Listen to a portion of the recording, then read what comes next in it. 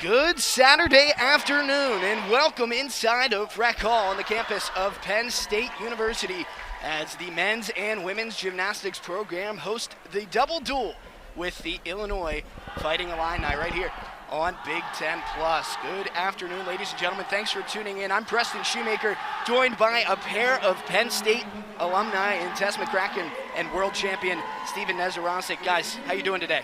Doing great. So excited to be up here once again. It's been a long year. A lot has happened, and I find myself in the same spot again at Penn State's first chance at a Big Ten matchup. Now, I know this is the first double duel that Penn State has hosted since 2019, a day where both of you were gymnasts out there on the floor. Tess, we talked about that a little bit beforehand. What do you remember from that day against Minnesota? That was a pretty big meet. Yeah, I remember that was just an incredible meet. Remember we had our brand new Leos out for the first time, and we set a season high. It was amazing. You know, you sometimes get those really special meets where everything just clicks and the team chemistry is there and the routines are there. And it was just a fantastic day, and I really just love double duels, so this is really special for me. And it's a very unique one because both visiting teams are from the same school. Now, I understand that's not something that is very common when you get the double duels, so a special day here at Rec Hall as both the men's and women's gymnastics programs are set to host the double duel meets. Now, Stephen, I want to ask you here, as this gets ready to take place, when you compete in a double duel, does that change your mentality at all as you're going about events? Is there more distractions, or is it pretty easy to settle in regardless? You know, with my experience, I always thought it was pretty easy to settle in. There are going to be more distractions, but to the same point, it actually kind of helps you ease that tension of the competition. You can always stray away from the competitive mindset here and go and watch some of the women compete as well, and it really does break some of that tension. So I guess it's all about how you frame it in your mind. And looking at this men's team, coming off of two big wins at the West Point Open and at the Navy Open, currently a 10-0 record with those two, and the win here against Army West Point to open the season. This is a big chance to continue that success into Big Ten play, Stephen. Absolutely. This is going to be the first competition for these guys to really show off what they've been working behind the scene. And during this really difficult time with COVID, I know that the team struggled a bit with some guys having to come back from being sick, and we can assume the same thing for the Illinois team. So hopefully both teams are healthy and ready to show everything they got. It's an Illinois men's squad that is 1-0 on the season, took third place in the Windy City Invitational earlier this season, but third out of 7 teams there. The number 7 team in the nation, the Fighting Illini men, and the number 8 Penn State men. Now, Tess, looking at this Penn State women's team, 3-1, a really slim loss last week at Ohio State, but season highs in nearly every event for the Nittany Lions. Yeah, it was an incredible meet for the Nittany Lions and for the Ohio State Buckeyes. Incredibly close. Honestly, the closest you can have a meet be, but season high, best score since February of 2020.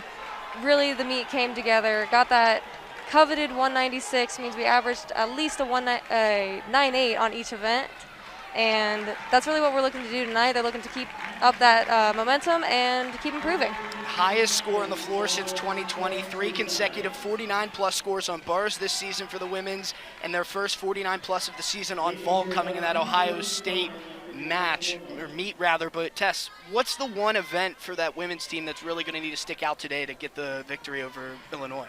It's definitely going to come down to balance beam. You know, the Nittany Lions, they've had a little bit of a struggle on beam so far this season, but they're working out that lineup. They're figuring out who likes to go where, who really thrives at the beginning and the end, and really getting into that groove and figuring out what works for them.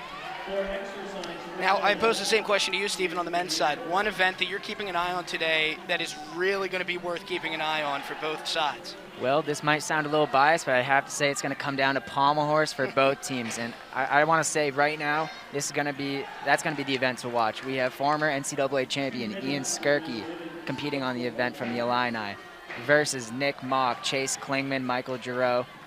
This is going to be a showdown out there. It's probably going to be the most exciting event, most competitive event. Looking forward to watching that.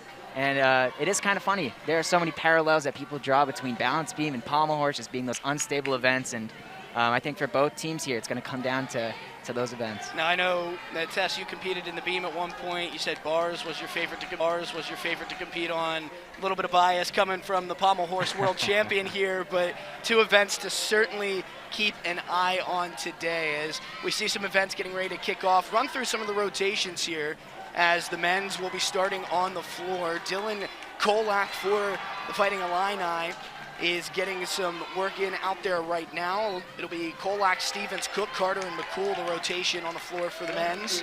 For Penn State, Ethan Dick, Eric Lung, Robbie Champ, Caleb Booth, and Matt Cormier will be the rotation on floor. Ethan Dick, Stephen, coming off of what was a Big Ten Gymnast of the Week last week in his competition.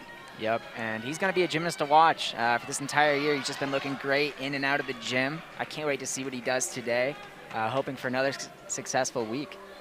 On the women's side, it'll be a typical Olympic rotation that they'll work with. Penn State will start on the vault, Illinois on the uneven bars. The vault rotation for Penn State, Alyssa Bonzal, Courtney Chinnery, Alina Virova, Jessica Johansson, Isabella Salcedo, Lauren Bridgens, and Donna Howe. On the Illinois side, Rachel Borden, Mallory Mizuki, Caitlin Ewald, Mia Takikawa, Amelia Knight, Olivia O'Donnell, Araya Simmons, and Ruthia Nataraj. Just about a couple of minutes away here from these events officially rolling through. And, I kind of want to ask each of you some final big thoughts as you look in towards what's coming today. I mean, especially coming off of the much improved meet last weekend, that's kind of what we're looking for. We're looking for these hit routines. Starting out on vault, we're going to be looking for a lot of amplitude, a lot of distance, straight body stuck landings. We will see a few 10-0 vaults here tonight. There should be 1 or 2 on the Penn State squad, and that'll be a really good chance to increase that vault score and really start out ahead of the Fighting Illini on the Penn State side. And then for bars, you're going to be looking for those handstands, legs together, toes pointed, and stuck dismount to just put an exclamation point on the routine. We're getting a look there at Eric Lung on the floor, Stephen, getting his floor routine started here today. Set a season high on floor at the Navy Open last week.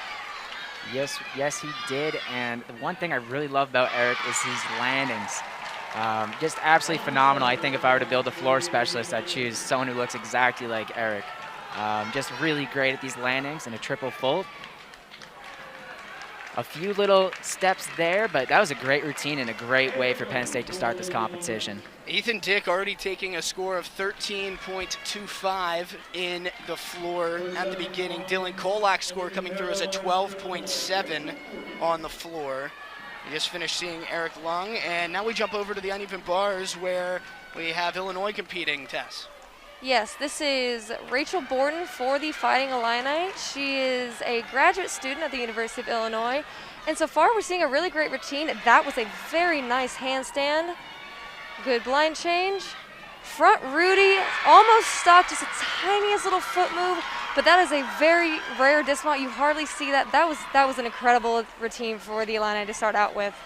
And starting out with Rachel Borden in her 4th season of competition, using that extra year of eligibility this year to come back from Naperville, Illinois. And now we make our way over to the vault where Courtney Chinnery is going to give it around Tess. Yes, and Courtney, another 5th-year graduate student. Huge vault.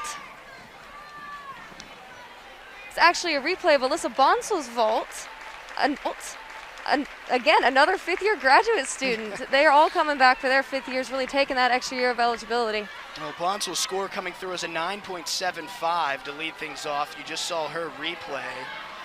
And now here comes Courtney Chinnery. Yeah, so like I said, this is going to be a huge Yurchenko full. So much power. Beautiful landing. Couldn't tell if it was fully stuck, but she will be very happy with that vault. That should score quite well. And 2 career event titles for Courtney Chinnery, both coming in the vault. She did not compete last season, but set a new career high last week with a 9.825, and we will wait to see her score. Meanwhile, back over on the floor for the Illini, here's a look at Clay Stevens. Yeah, this is our Australian gymnast friend here. Just a really great guy first and foremost, but he will be doing some very unique skills, especially coming in on P-bars. What a great routine that will be. And so far, this floor routine just looks great. Very solid landings, really nice positions here on these non-acro elements. looking for a straight, non-wobbling handstand. Good hold. Very solid so far. And here on bars for the Fighting Illini, beautiful routine so far from Mallory Mizuki. Oh, and we're back to floor. Gotta love how quick it's gonna jump around today. There's so much action going on around us. Back on the floor, and there we are back in the bars. You see that dismount. Yeah, honestly, double duels, they're a lot of chaos, but they are a lot of fun. Clay Stevens finishing his routine with an Arabian double. Little bit of tricky dismount there, but he pulls it through, stays on his feet, and when it comes to these competitions, that's something that you're looking for. We got a nice full for Alina Virova for the Penn State Nittany Lions. Jumping back over to Vault Virova, the freshman for the Nittany Lions, getting her run through. And there's a lot of new faces on that women's side test that are really standing out, and Virova is certainly one of them. Oh, absolutely. Former Latvian national team member. She's a lot of experience under her belt already coming in as a freshman, and hoping to see some really big things from her this season. And Robbie Champ on floor. This is one of the most powerful guys that you'll see today on this apparatus. Just a huge routine. Looking for these landings. A little bit of trouble on that one, but he will continue to fight on. 2.5 layout. Very unique element there. The butterfly full. Very stylish move.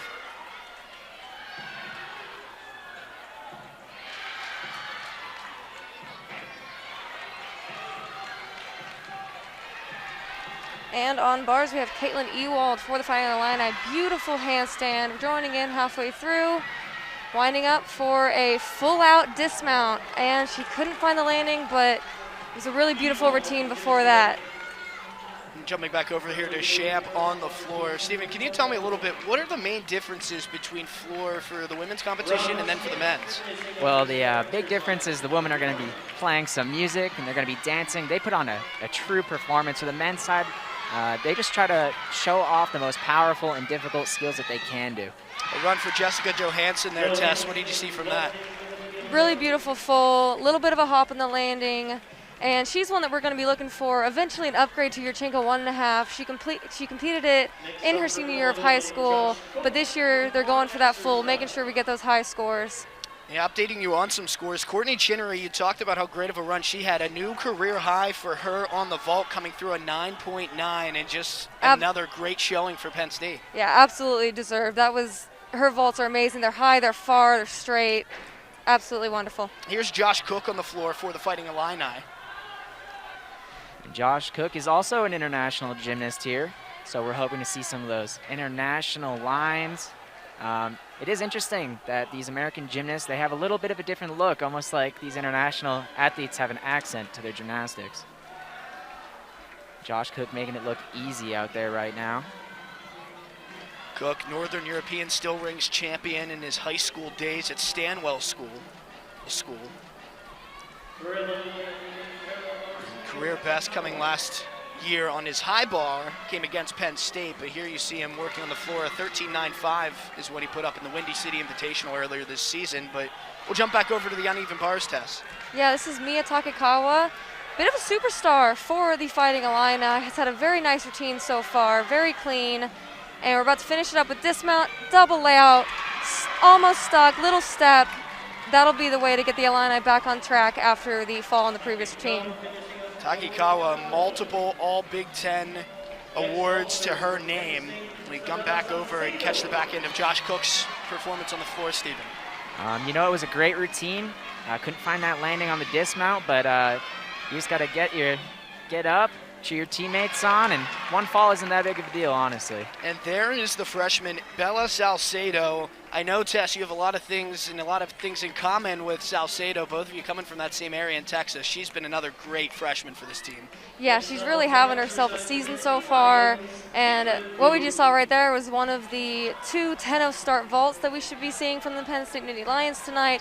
Very well performed, a little bit under-rotated on the landing, but should score very well nonetheless, especially starting from the 10-0 start. Here's Caleb Booth back on the floor for Penn State. And what a great addition he is to the Penn State team. He transferred over when UIC dropped their program in 2018. Interestingly enough, you're going to see some guys on the Illinois team who are new transfers from Minnesota as well. Booth qualified for the NCAA championships last season on the floor. His third year here at Penn State. And what are you seeing out there from this routine so far, Stephen? A lot of difficulty and great landings. That's something that he is known for, is these landings. Lots and lots of sticks. Coming towards the end of this routine now. Really just a great performance so far.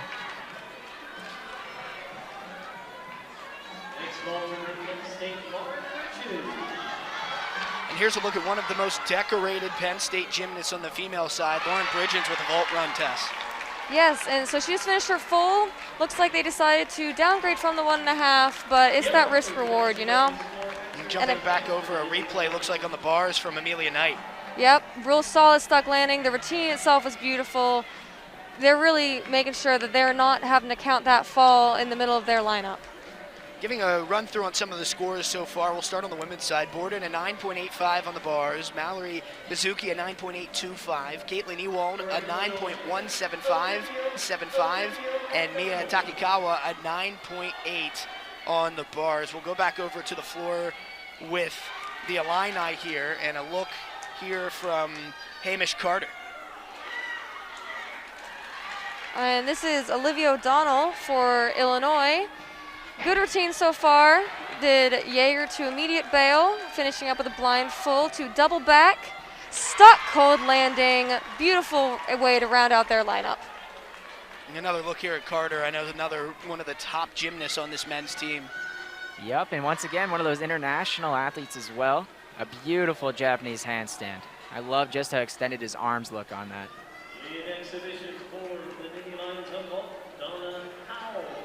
Another non-acro element here. They did not show his first pass. It was quite good, a little hoppy on the landing, but he's fighting through this routine right now. Carter from West Midlands in the United Kingdom. He was a Scottish floor exercise champion before his collegiate days. And there's a look at Donna Howell for Penn State on a vault run, that extra run there, Tess. Yes, Donna is exhibitioning her vault. It looks like she may have had a little bit of an issue, but no big deal. Back to Hamish Carter here on the floor, winding up for his dismount. The Fighting Illini looking for a big score here. And quite a good dismount it was. Jumping back over on the bars with Araya Simmons. Yes, this will be an exhibition for the Illini. So far, a beautiful routine, finishing up with a blind full to double back. Another stuck landing, maybe a little bit of a foot shift. Who really knows what the judge will say, but a beautiful routine nonetheless. And she'll be looking to, really punch her way into that lineup as the season progresses. Take a look back down on the floor. Looks like Matt Cormier is getting ready to begin his floor routine for Penn State. This is going to be the routine to watch on this apparatus. Matt Cormier is a bronze medalist at the Junior World Championship. And you can see why with these landings. An aggressive, powerful first pass there. He was named Big Ten Gymnast to watch this week, and last season he really paced the way for Penn State against Illinois, winning the floor and vault competitions and runner-up on high bar. You can see right away how athletic he is as he shows his abilities on the floor. Yep, and bringing a little bit of pommel horse to his routine here. A flare sequence, up to handstand, very stylish. A great routine so far.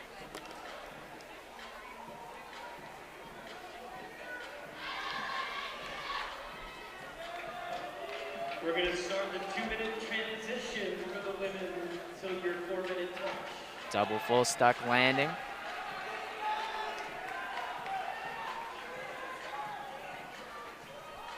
The back 2.5 punch layout. Small hop. Deep breath here, Cormier. Let's finish up strong. The triple full dismount. Oh, he wanted that stick. Small step forward, but a great routine. We can expect that score to be perhaps the highest so far. That was excellent. Taking a look at those scores on the floor for Penn State so far, Ethan Dick a 13.25, Eric Long a 13.35, Robbie Champ a 12.35, and Caleb Booth, that top score so far, a 13.30. And final run on the floor for the Fighting Illini here on the men's side is Connor McCool. He's an All-American on the apparatus from last year. Right there you see a double 2.5, an extremely difficult skill. And a 3.5 punch full. Wow, the difficulty in this routine is extremely impressive. Fun fact, Connor McCool is a previous teammate of mine from my club gym. So it's great to see him in the NCAA and thriving the way he is. A Junior Olympics silver medalist on the floor back in 2018 for McCool, the junior from Wildwood, Missouri.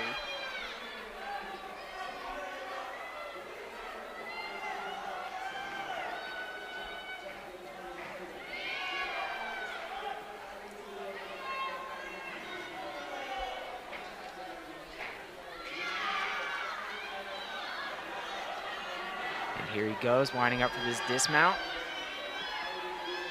The back triple full. Small step. That was a great routine. It's going to be exciting to see that matchup versus Cormier. Well, that'll close the first rotation for the men. The first rotation for the women closed out. Final scores of Penn State a 49.025 on the vault and Illinois a 48.975 on the bars. What do you take out of that test when you look at that first rotation for both sides? Very close scores coming out of this first rotation. Real highlight for the Illini is that they did not have to count that fall from the middle of their lineup. They were able to recover, come back, and still almost score a 49, which is kind of a goal that a lot of teams set for themselves. So really nice for them to be able to rally and come back and really have each other's back in terms of recovering for each other. Taking a look at the runs now for the women's. For Illinois on the vault, Abby Mueller, Julia Waite, Olivia O'Donnell, Rutha Nataraj, Lexi Pell, Mia Towns, and Mia Takakawa, with Ashley Resch in there as well. For Penn State on the bars, Jessica Johansson, Maddie Johnston, Alina Virova, Nikki Beckwith, Alyssa Bonzal, Lauren Bridgens, and Bella Romagnano.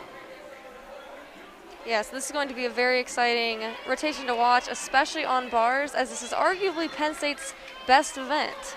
So they'll be looking for some really high scores, definitely hoping to go over that 49 team score for the event. Well, Penn State currently ranking 14th in the nation on bars with an NQS of 49.167. It's a little bit down from a couple weeks ago where they saw themselves in the top 10, but still their highest scoring event of the season so far, Tess. Oh yeah, definitely. You know, they have beautiful form. They really drill those landings in.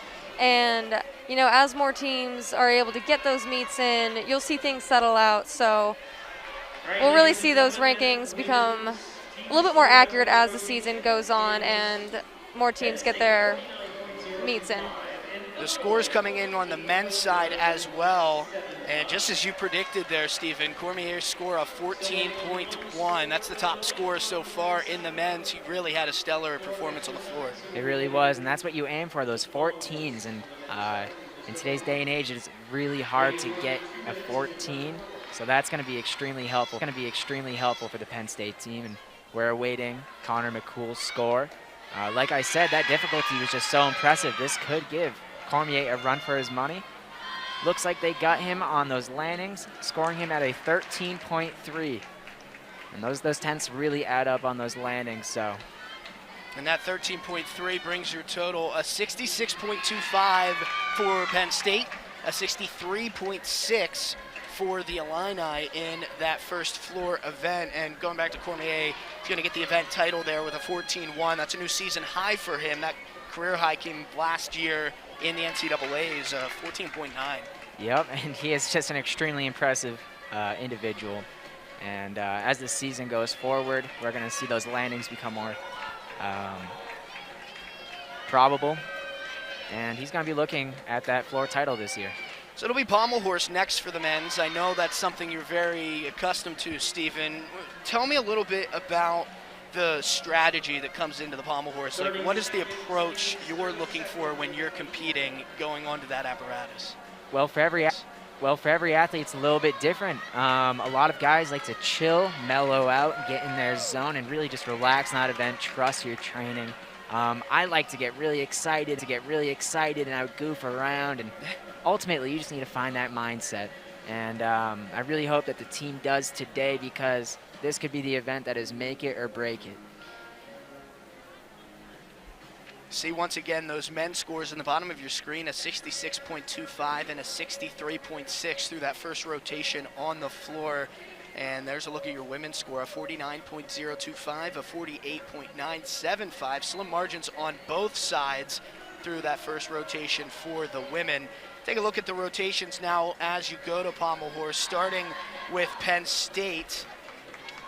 And it's going to be Derek Schlagenhauf, Ethan Dick, Michael Jarrow, Chase Klingman, and Nick Mock. Out of those five, Stephen, I know you've worked with all of them. Who's the most that's going to stick out in this event to you? It's going to be Nick Mock. Nick Mock's routine is the most difficult. He has the most experience on this team. A little bit of struggle earlier in this season, but when he hits that routine, it's going to be a big score. On the Illinois side, the pommel horse rotation, Michael Fletcher, Sebastian Ingersoll, David Pashinka, Will Hawk, and Ian Shirky on the pommel horse. And Ian Skirky is the former NCAA champion on this event, so the matchup is going to be exciting. The Nick Mock, Ian Skirky matchup. I cannot wait to see how this event unfolds. That was last season with Skirky coming through, an All-American and the Division I NCAA champion on the pommel horse. His career high actually came against Penn State last year, a 14.7. And he will look to put up a good score for the Illini, who trail here by 3 points going into this second rotation. Just a couple minutes away from the women and men picking up this next rotation. We'll step aside for a quick break. Stick with us here on Big Ten Plus.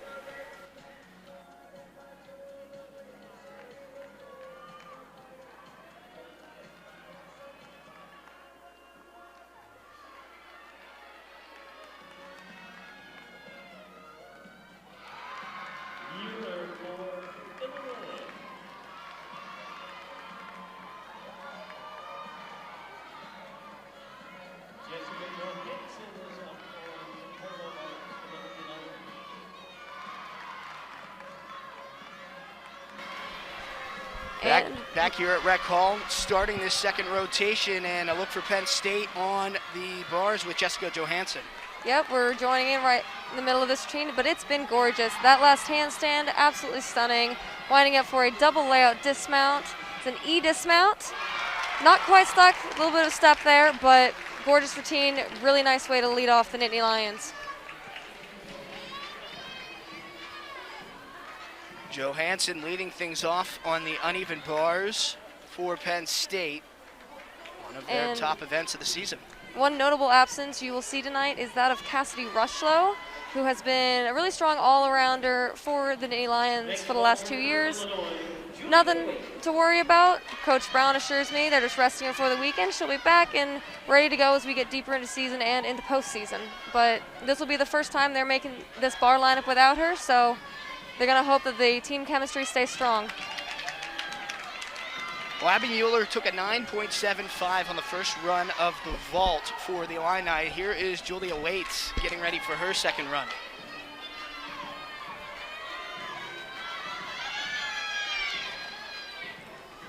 All right, a very nice Yurchenko half. A little bit of a hop on the dismount, or on the landing, I'm sorry. But yeah, should score quite well. Now, when you are approaching the vaults, where are you going to get your most points tests as you come off of there? Is it the amount of time you spend in the air, or is it just how well you stick that dismount? Really all of it, but that height, that distance, it really can make the difference between a good vault and a great vault, and then of course everyone wants to see that stuck landing. Like that one from Maddie Johnson for Penn State. That was a beautiful bar routine, full bar routine.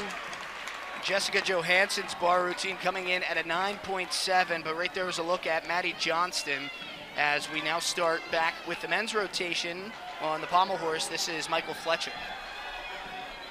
And it looks like he is fighting through this routine. Earlier on, there was a few scrapes and bumps, but like I said, this event is about getting gritty.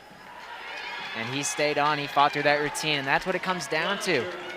On an event like Pommel Horse, you just need those hits.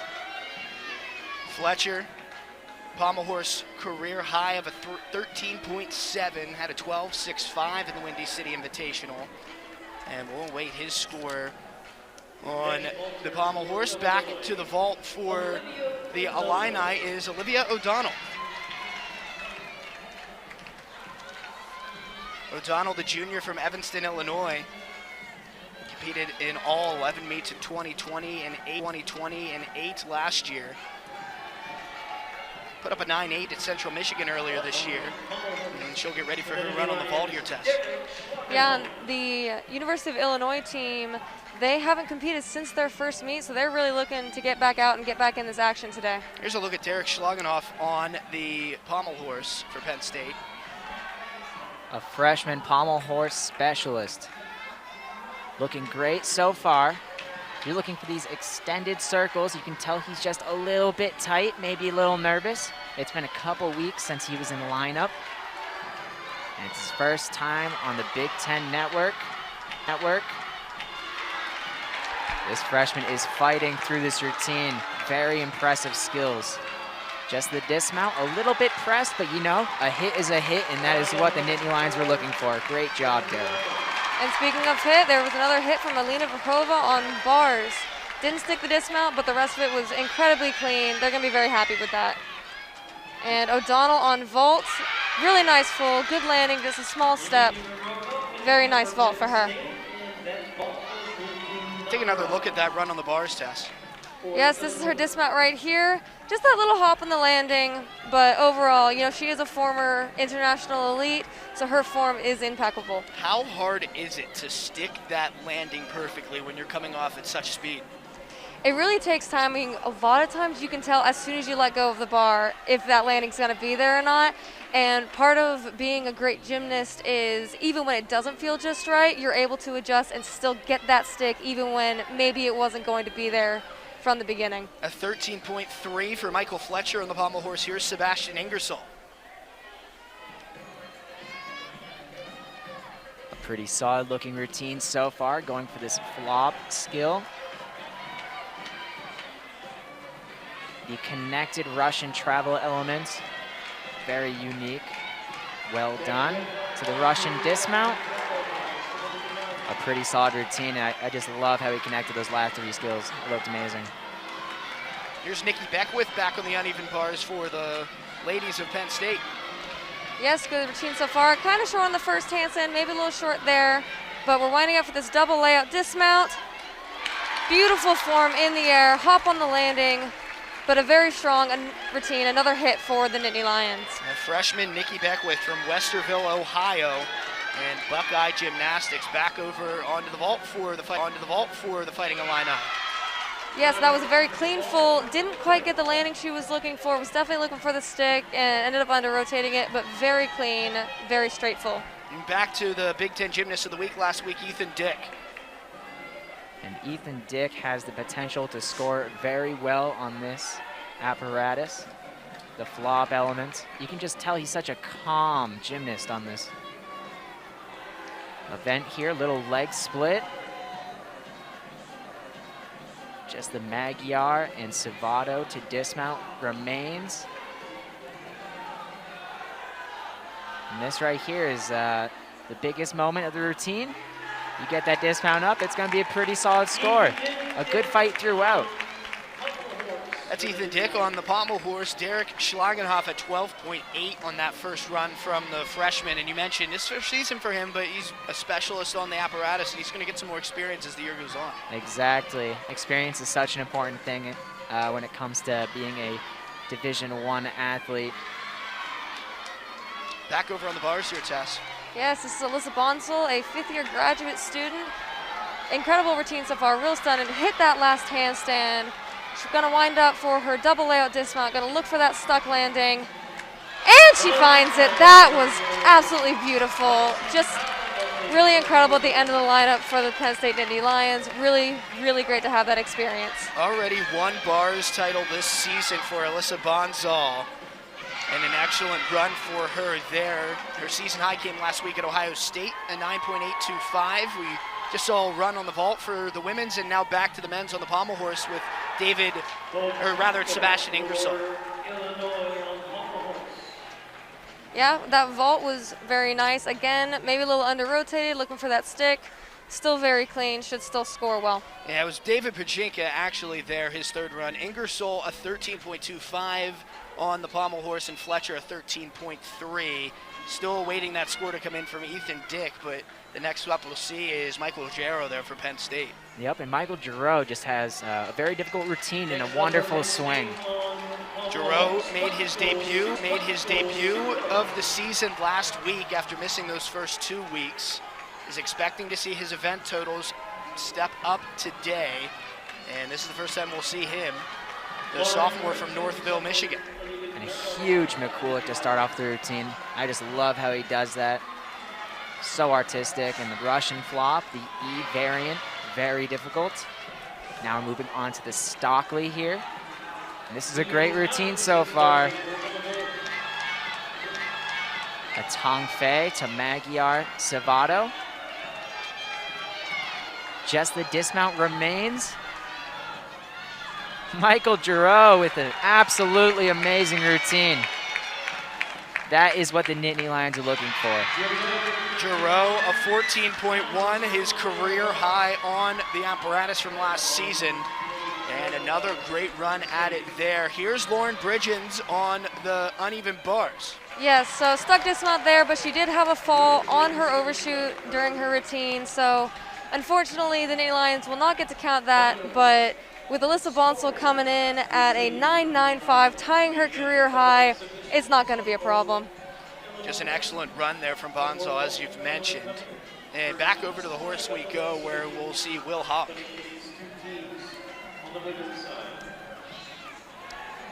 All right, looks like this is Mia Towns for the Fighting Illini. Really nice full hop on that landing, but really, really great vault. Back to Will Hawk on the pommel horse. Looks like he's just doing the dismount. Comes off on the wrong side. A 3/10 deduction and a slight alteration to his start value. Other than that, a great routine, a great fight throughout. So far, we haven't seen any falls on pommel horse. This might be the rarest occurrence on the event. And like I said, this is where they are going to go head to head, these two teams. Going back over to the vault. And now we'll look at the bars here for Penn State. Yeah, this is Bella Romagnano. She's exhibitioning for the Nittany Lions. She saw action in this lineup a few times last year, but based on what I saw in warm-up, she has upgraded her dismount back to an E dismount double layout. So looking for her to make that here. Couldn't quite get it around, but you know, it's really about getting that experience. It always feels different when you're in competition, so that's why they have her exhibition, and next week maybe she will be able to work that out. And Mia Takakawa, one of those top gymnasts for the Illini on her vault. Yeah, nice vault. Maybe not as much distance as you would like, a little bit piked down, but very clean, really nice landing. Really good rotation on vault for the Fighting Illini. And Lauren Bridges coming in an 8.975 on the bars for Penn State. Moving back on the men's side, Chase Klingman will go here on the pommel horse. Michael Gero coming in a 13.6 on his run just before. And Chase Klingman has been killing it in the gym recently. Just look at his very open swing, a very free looking individual in this event. The sewn element in E, very difficult and well performed there. The Russian flop, straight to the Russian. A great routine so far. Just the dismount remains, a little bit of a hiccup there on the first attempt. And he covers up well, and he gets the dismount. That's going to be a great score for the Nittany Lions. Chase Klingman, the runner-up on pommel horse last week with a 13.2. His career high of 13.35, and as you're saying there, Stephen, a great run from him there on the apparatus to bring Penn State a little bit closer.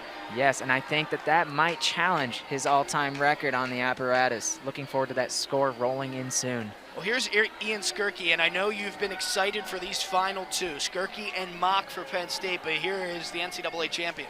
NCAA champion and former teammate of mine from my club gym, just like Connor McCool. All of us at some point being at Sterling Academy of Gymnastics. It's really great to see this group of guys here competing. Ian Skirky starting his routine. We can expect to see a good amount of difficulty here. And once again, he's just one of those guys with a very open, beautiful swing. The McCoolick scissor element. An E Russian flop, well performed as well. Bazoogo, reverse zone, extremely difficult in E. Moving on to the Stockley flop. This is a great routine so far, and those dangerous skills are out of the way. The Woo element.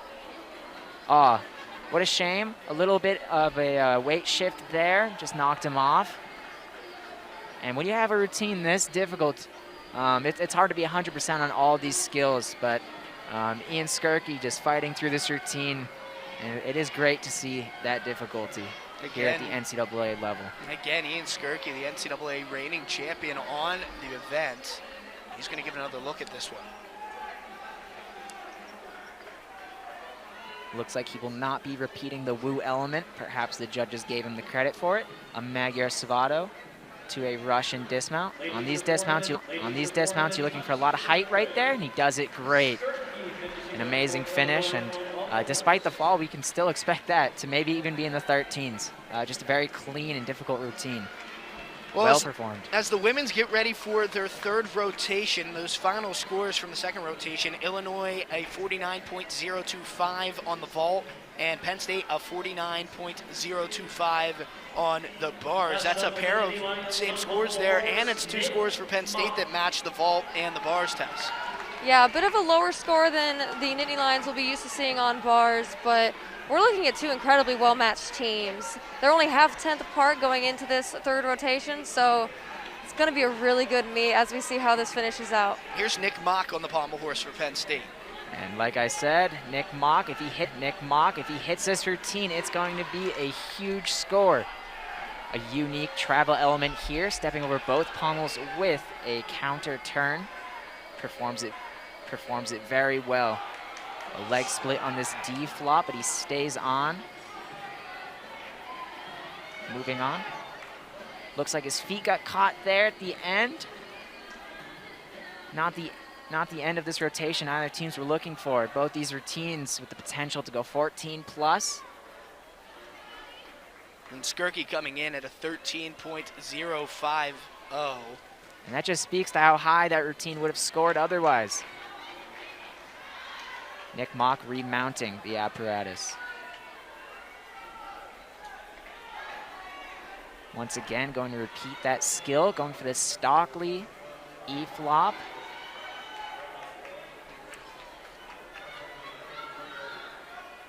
Winding up to the end of this routine, a Magyar Savato. If he can make this dismount fly, Penn State could still be looking at a 13 plus on that routine. Once again, just one of those routines where you just pack so much difficulty in. Can't always be 100% with it, but you love to see people pushing for that difficulty. Such a competitive environment we have here at Rec Hall. Yeah, for sure. Nick Mock wrapping up that second rotation for the men. You see at the bottom of your screen, that score, a 98.05 to a 98 through the first two rotations for the women's, and that's going to bring a lot of attention here on these final two rotations tests, as this one's really neck and neck. Yeah, it's really going to come down to this. You know, as I said, the Nittany Lions have had some struggles with beam. They really made it click last week, so they're hoping to mimic that again, but they still do not have Cassidy Rushlow on this event, so gonna have to make some replacements in there. And then on the floor fighting a line, again, this is only their second meet of the season, but from what I'm seeing in warm-ups right now, their landings look great. their leaps, their performance. I'm really excited to see how this plays out. Well, Penn State will start on beam here in the third rotation on the female side. Illinois on the floor. Give you a run through on Penn State side. Alina Virova, Melissa Astorita, Isabella Salcedo, Lauren Bridgens, Maddie Johnson, Amy Blanton, Bella Romagnano, and Naomi Cox will give it a run on the beam. On the floor, Abby Mueller, Mia Takakawa, Olivia O'Donnell, Rucha Nataraj, Amelia Knight, Caitlin Ewald, Ali Morgan, and Julia Waite for the floor exercise on the women's side. And that score coming through for Mock, a 12.5 on the pommel horse. And there are things that they can see down there that we can't. We can assume that there must have been some scrapes. The score was a little lower than I was anticipating, but like I said, you can't catch everything from where we're at. And that edges out the Illinois pommel horse run just by a hair, 65.6 to 65.3 in favor of Penn State there, Stephen. That's really tight. It's a really tight competition, and you see that we're leading by about 3 points, 2.25 points actually. That's not a lot when it comes to men's gymnastics, especially at 4 events left. Looking at high bar and P bars, those events that a lot of people will see falls on. The rings will be coming up next for the men's as they transition, and the women's get set for the beam and floor rotations. We'll take a quick break here as both teams are setting up for their next rotations. Tight here between Penn State and Illinois, the double duel in Rec Hall. We'll be right back here on Big Ten Plus.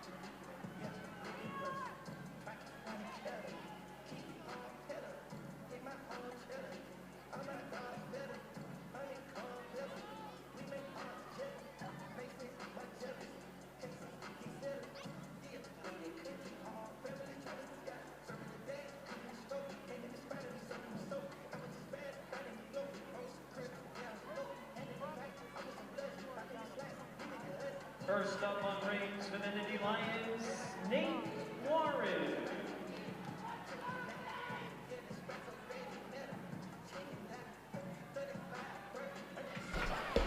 Back here inside Rec Hall, the double duel between the men's and women's programs of Penn State and Illinois. Penn State starting here on the rings, and it's going to be Nate Warren.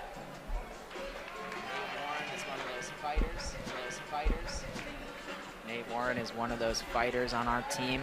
A walk-on, made his way into these lineups, and you can tell why. Very strong individual. Now on rings, where you're looking for these really nice open handstands, you want those rings turned out and a flat back. You see he's wobbling just a little bit here. Over on the balance beam, Alina Virova for Penn State. Yes, this will be her first time as leadoff for the Nittany Lions. Starting off with a front tuck, very difficult outgrowth skill, but beautiful. Recovers very nicely on the back handspring layout step out. Will be a little bit of a deduction for that wobble. And that right there, oh, and she's off, but that was an upgrade that was put in her routine this week. Her and Coach Brown were very excited about it. Still, she has this artistry on beam, absolutely gorgeous. She's seen a European Championships beam final, so you want to talk about experience there, but NCAA is a whole different animal, so just getting used to the different kind of nerves, competing for a team. Finishing up that routine there. They're not going to be super happy with it, but again, they're figuring out this lineup, working out, finding what works. And Virova, just a freshman here, competing in what is just the 4th of the season for Penn State, and her 3rd. She'll continue to get that muscle memory as she gets more experience here. Oh, absolutely. You find what works for you. You work in the gym. You take a little bit of a mental break, maybe out of that lineup. and you eventually it will click into place. Abby Mueller getting a floor routine here for the Fighting Illini.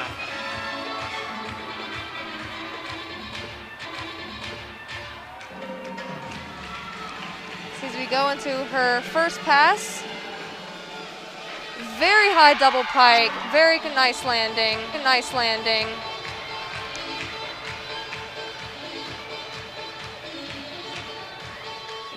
Really high energy routine as she goes for her second pass. Layout punch full, super controlled landing there. Moving over to the rings for the Fighting Illini, a look at Jordan Kovac. Really nice handstand there. Just a very nice looking routine so far. Very solid handstand work. Little bit of struggle on that one. Looks like he is coming towards the dismount here. A full in tucked, a small step, a pretty solid routine for the Fighting Illini. Warren score coming in on the rings for Penn State at a 13.0. We'll wait to see the score there for Kovac. Meanwhile, for the women, still waiting a score from Lena Virova on the beam. Just saw Abby Mueller for Illinois finish her floor exercise, and Melissa Astorita will come up here next. Tess McCracken and Stephen Netarasic here on the broadcast. Alongside me, I'm Preston Shoemaker. Glad you can be joining us here today on Big Ten Plus.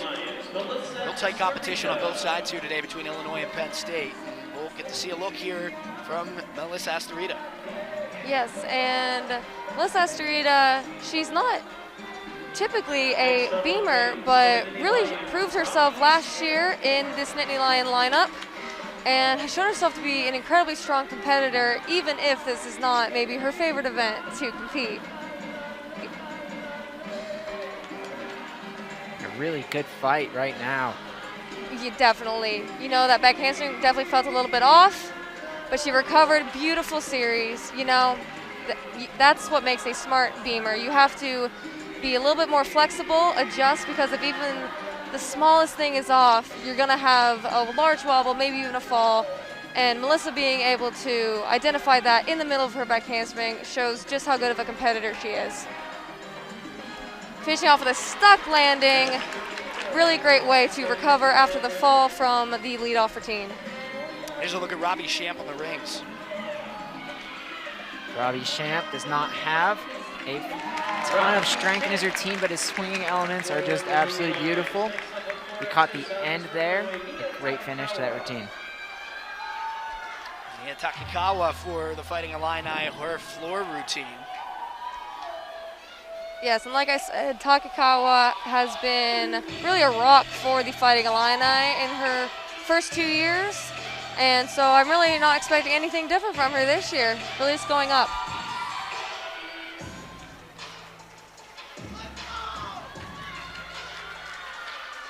Abby Mueller coming in at a 9.875 on the floor, and 8.975 for Lena Virova on the bars. Yeah, On the beam. First pass for Takikawa, round up double pike, little bit over rotated, large step back, out of bounds it looked like. But we're gonna recover. Second pass, very nice recovery, doing the split jump out of the bit of low front half. Really fighting through this routine, making sure she's not losing anything she doesn't have to.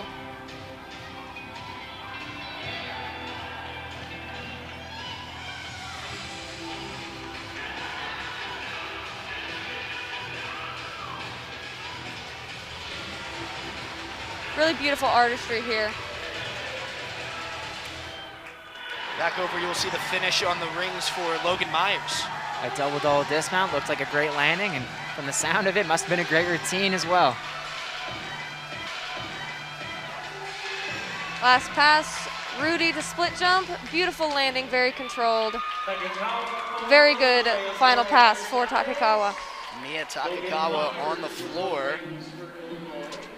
And next up will be Isabella Salcedo on the balance beam. Yes, and Salcedo is an absolute joy to watch on this event. She just smiles through the whole thing. She is so comfortable, so at ease up there, and it just shows. She's so relaxed. It's just a pleasure to watch her on this event.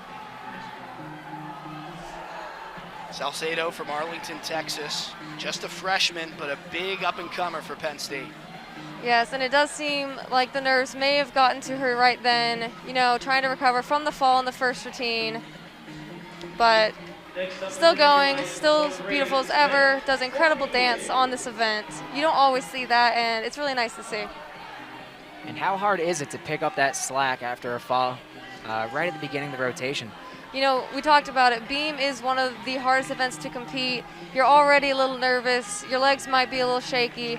And to then also have the added pressure of a fall in that first spot, you really have to focus in, and sometimes it can be a little bit hard. But other than that, a beautiful routine from Bella Salcedo. Back over on the rings to look at Matt Cormier. Some really nice swinging elements there. Very stylish gymnast. On rings, you're also looking for those rings to be turned out on a handstand, a double-double dismount, and he looks excited about that routine. Cormier wrapping up the third attempt on the rings for Penn State. A 12.9 for Nate Warren and a 13.0 for Robbie Shamp. A 12.55 for Jordan Kovac. And Logan Myers coming in at a 13.3 as well. Both teams extremely close here, 25.9 on the apparatus from Penn State to 25.85 on the rings from Illinois. Well, next up, the freshman from Westboro, Massachusetts. It's Jan Inaber-Korchesny. Made a debut on still rings in the Windy City Invitational. And while he prepares, we'll get a look at the floor routine of Olivia O'Donnell. Yes, I believe there was a little bit of a delay on Takakawa's score, but O'Donnell is getting ready to go, and so we'll see her routine for the Fighting Illini.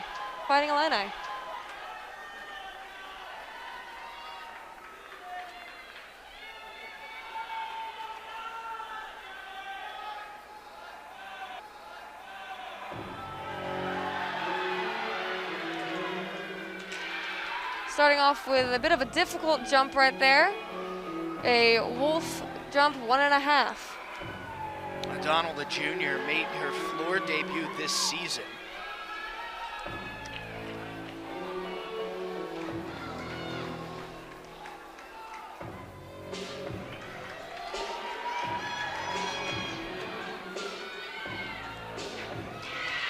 Very nice Rudy split jump's first pass. Controlled landing, did not see those feet move. And the choreography on these floor routines for the University of Illinois has been quite fun to watch this year. Props to their choreographer. It is beautiful to watch this team. Now, when you're putting in your routine, looking here to get together a floor, how much of it is the choreography and how much of it is making sure your passes are put together? Most of the emphasis will be put on your passes, on your jumps, but having that performance aspect just really takes it from good to great and can even influence the judges to maybe be a little bit more lenient on you if it's just a really stunning performance that these girls are putting their heart and soul into.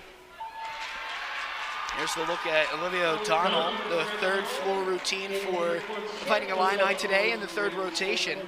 A 9.7 from Takakawa, as the score is announced, a 9.875 for Abby Mueller as well, as Fighting Illini are putting together some great runs on the floor thus far. We'll get us over to the bar and Lauren Bridgens. Yes, Lauren Bridgens, she, again, another rock on the beam. She's been in just about every lineup spot across her years of competition for Penn State. And so she'll be looked at as, you know, kind of that experienced fifth-year graduate student to really put the Nittany Lions back on track as they go into the second half of this beam lineup.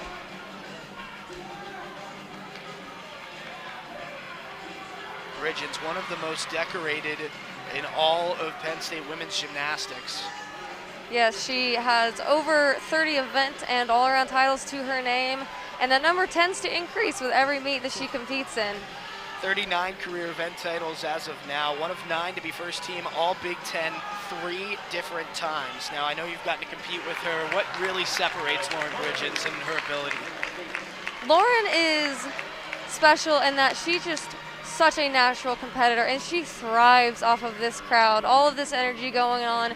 She goes up, and nothing's going to distract her. She's going to go up, she's going to do her thing, and she's going to score high for it. Beautiful stuck dismount, just a little bit of a wobble on that back handstand layout series, but otherwise a gorgeous routine. Very, very good for the Nittany Lions. And this is just the second time this season that both of these teams are competing in front of fans again, coming back from the pandemic. How much of an impact does it have having fans inside of the arena with you, as opposed to maybe a silent setup maybe in practice? Well, it makes a really big difference. I, for one, thrive off that crowd, the energy, the environment. And funny enough, when you go to international competitions over in Europe sometimes, they believe it's polite to be quiet during your performance, and it really does just make you focus, and it makes that moment so much more intense. Yeah, I love the crowd, and I think most gymnasts here do as well. Yeah, the crowd really makes a difference. Sometimes it serves as white noise, a little bit of things to help you focus in on what you're doing. And I know these girls really missed it. It makes it feel a little bit more official. Now look on the floor once again. Yes, starting off, nice first pass. Didn't quite get it all the way around. A little bit had to take a step to the side, but again, we're seeing another beautiful dance performance from the Fighting Illini. I'm really a fan of these routines this year. It's a freshman, Rutu Narataj. Beautiful landing, a little bit of a foot shuffle, but very nice double back.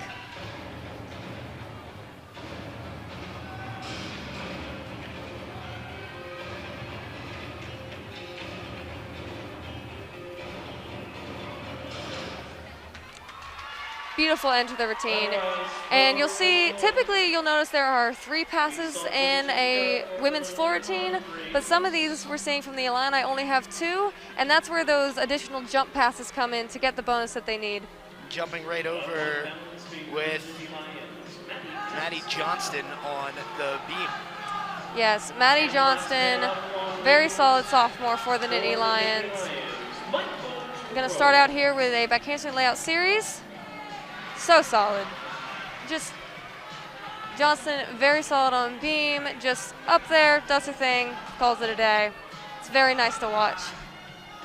Sheep jump there, very hard skill to do. That blind landing, you cannot see the beam, you lose sight, and you just have to, you know, kind of look back and hope it's there, but she knew exactly where that landing was. Same for that side aerial. This has been stunning so far. She just looks so solid on this apparatus. She's incredibly, incredibly solid. You can't see any nerves. And we're going into that dismount, and it's been no wobble routine so far. Talk about a natural competitor. Placed second at Junior Olympic Nationals in her junior year of high school.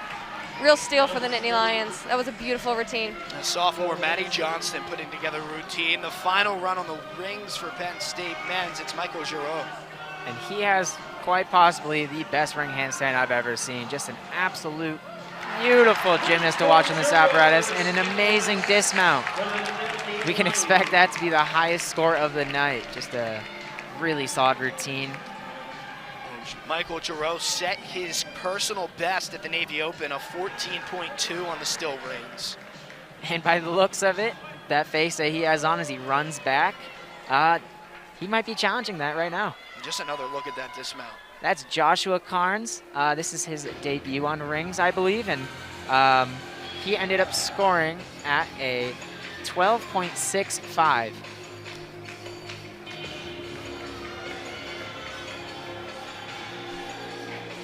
First pass here for the Fighting Illini on floor, a beautiful front handspring double full as an E-pass, typically the hardest that you'll see the women perform in NCAA gymnastics. And it was beautifully done. This is Amelia Knight.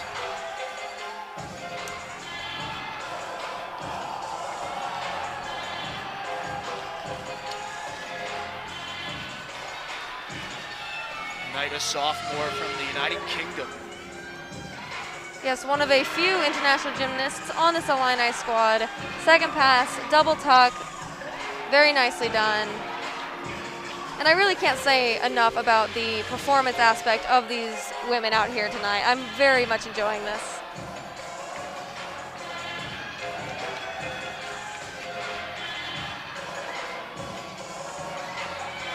One and a half layout last pass, a little bit of loose knees maybe on that 1.5, but a very solid routine nonetheless. Michael Giroux score coming in a 14.05. A huge score for the Nittany Lions. And for Michael Giroux, that's just a bit above, or rather just a bit below that high he set last week of a 14.2, but just another excellent run at it. The top score of the day on rings with Ashton Anaya, the final to go for Illinois. Back on the beam for Penn State, look with Amy Blandon. Yes, and Amy Bladen, we don't talk about international gymnast. She is from Canada, and she is here for the Nittany Lions, anchoring their beam lineup. So far, looking solid. You know, definitely a little nervous. They are counting at least one fall right now, so she's really feeling that pressure, but doing a fantastic job right now. All she has left is her dismount. Really just a beautiful routine. And stuck for Amy Bladen. Such a great anchor. She has really been proving herself as a really strong member of the Nittany Lion beam lineup this year. That's Amy Bladen, the junior from Ontario. And she captured her first beam title just a couple weeks ago, didn't she, Tess? Yes, she did at the meet a few weeks ago, Penn State versus Yale. She did. She came out with her very first event title on the balance beam. Very proud of her for that. Yeah, 9.825. That's a career high for her, and another great run for her there. We'll see Illinois wrap up on the floor with Caitlin Ewald. Yes, first pass there. Love that pass. Front Rudy, back layout, step out. Very hard pass to do.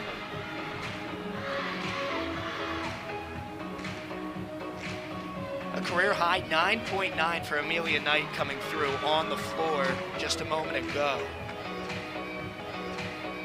It's been an excellent floor routine, as you said, Tess, all throughout here for the Fighting Illini. Yes, it's been very, very, very, very enjoyable to watch. Their landings are great. Their dance is wonderful. Their leaps are 180. Really, only good things to say about this Illini floor lineup.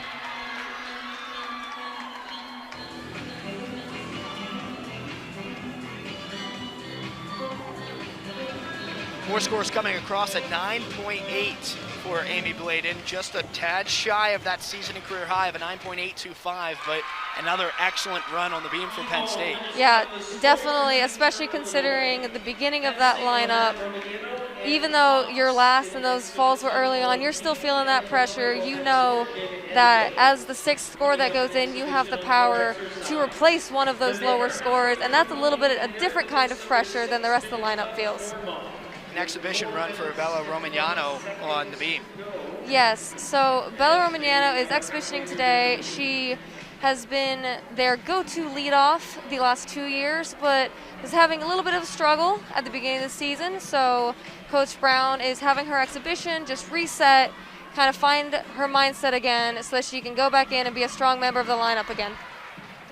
And that was a beautiful triple series as her first skill, just absolutely stunning. You don't see that as often in the NCAA.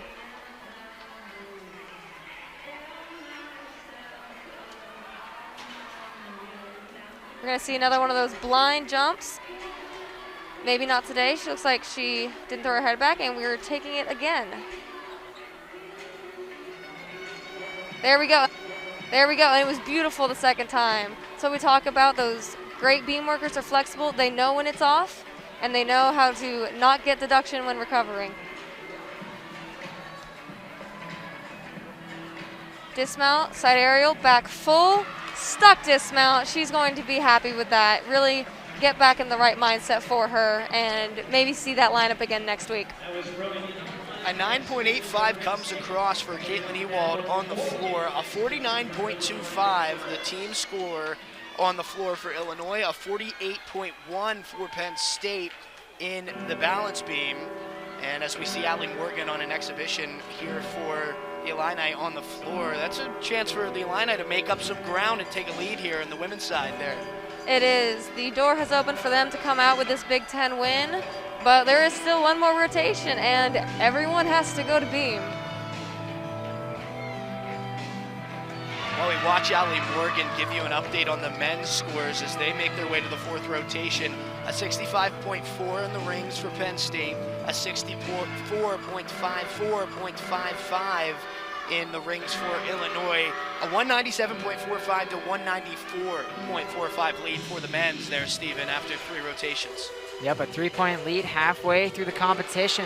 It's looking really good for the Nittany Lions here, but we still have parallel bars and high bar left. Those events, Illinois are very strong. Penn State has shown weakness in the past on those apparatus. So, I mean, this meet is far from being over. Strong finish on the floor for this exhibition routine. This is another one. They clearly have some depth in their floor lineup, so she will be looking to possibly make that lineup later into season.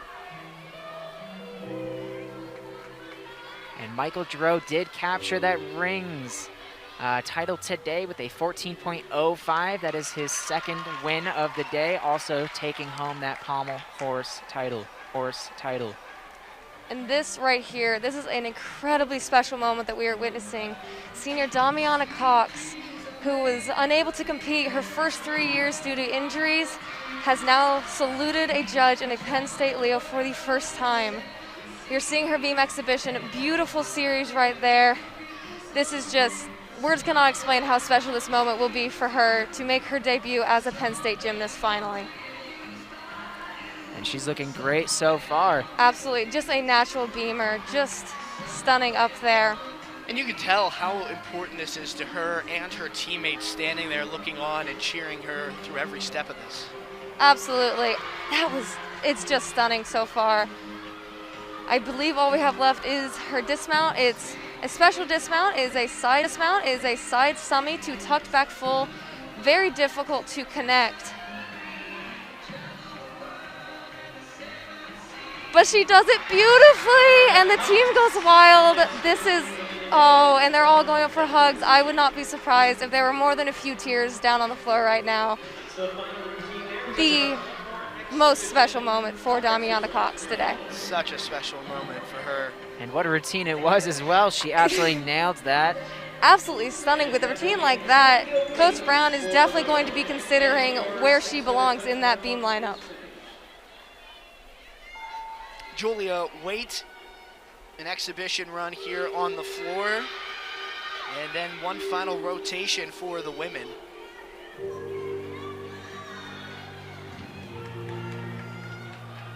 Waite from Naperville, Illinois, the junior.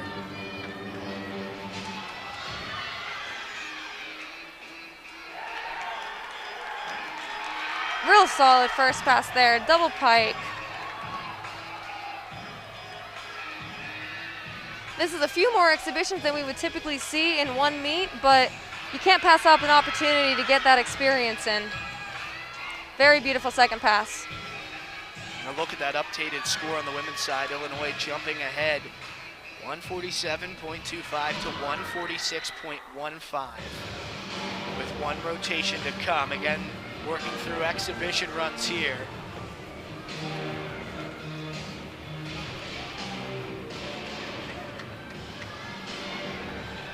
And it's Connor McCool in the background, competed his vault. Yurchenko, 1.5, scoring at a 14.35.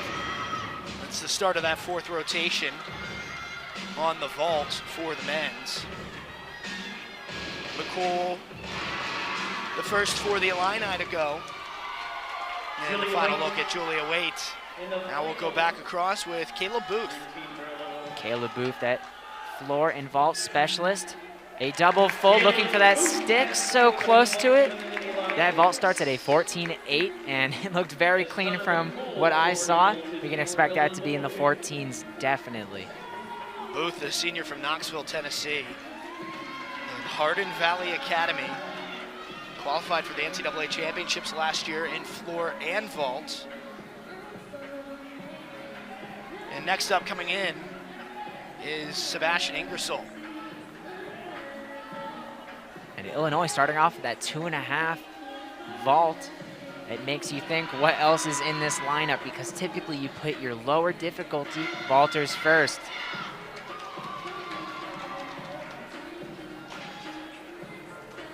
And he goes to the double full and nails the landing. A stuck vault for the Fighting Illini. That will score very well. He established a career best on the vault at the Windy City Invitational earlier this year, a 13.7. And I guarantee you that was more than a 13.7, so congratulations on that new record high vault. 14.35 coming in for Caleb Booth on that first run for Penn State, and Michael Artlip will come next. And that 14.35 perfectly ties Connor McCool's 2.5, so right now the Fighting Illini and the Nittany Lions are head-to-head. Again, Penn State a 3-point lead in the men's side through 3 rotations, starting this 4th. And the sophomore, Michael Artlip,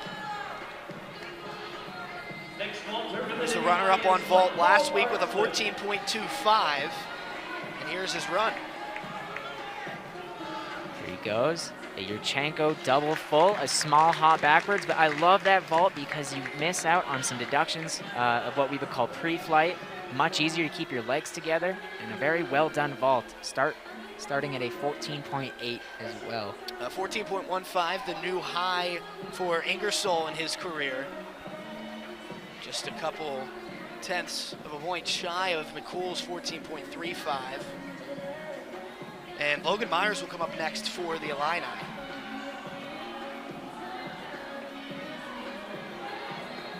Michael Artlip scoring a 14.25. Logan Myers running down the runway here.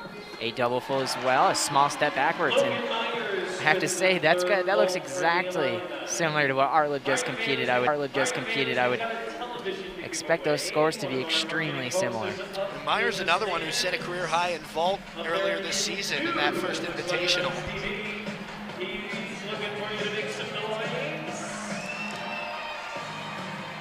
That'll allow Ethan Dick to come up next for Penn State.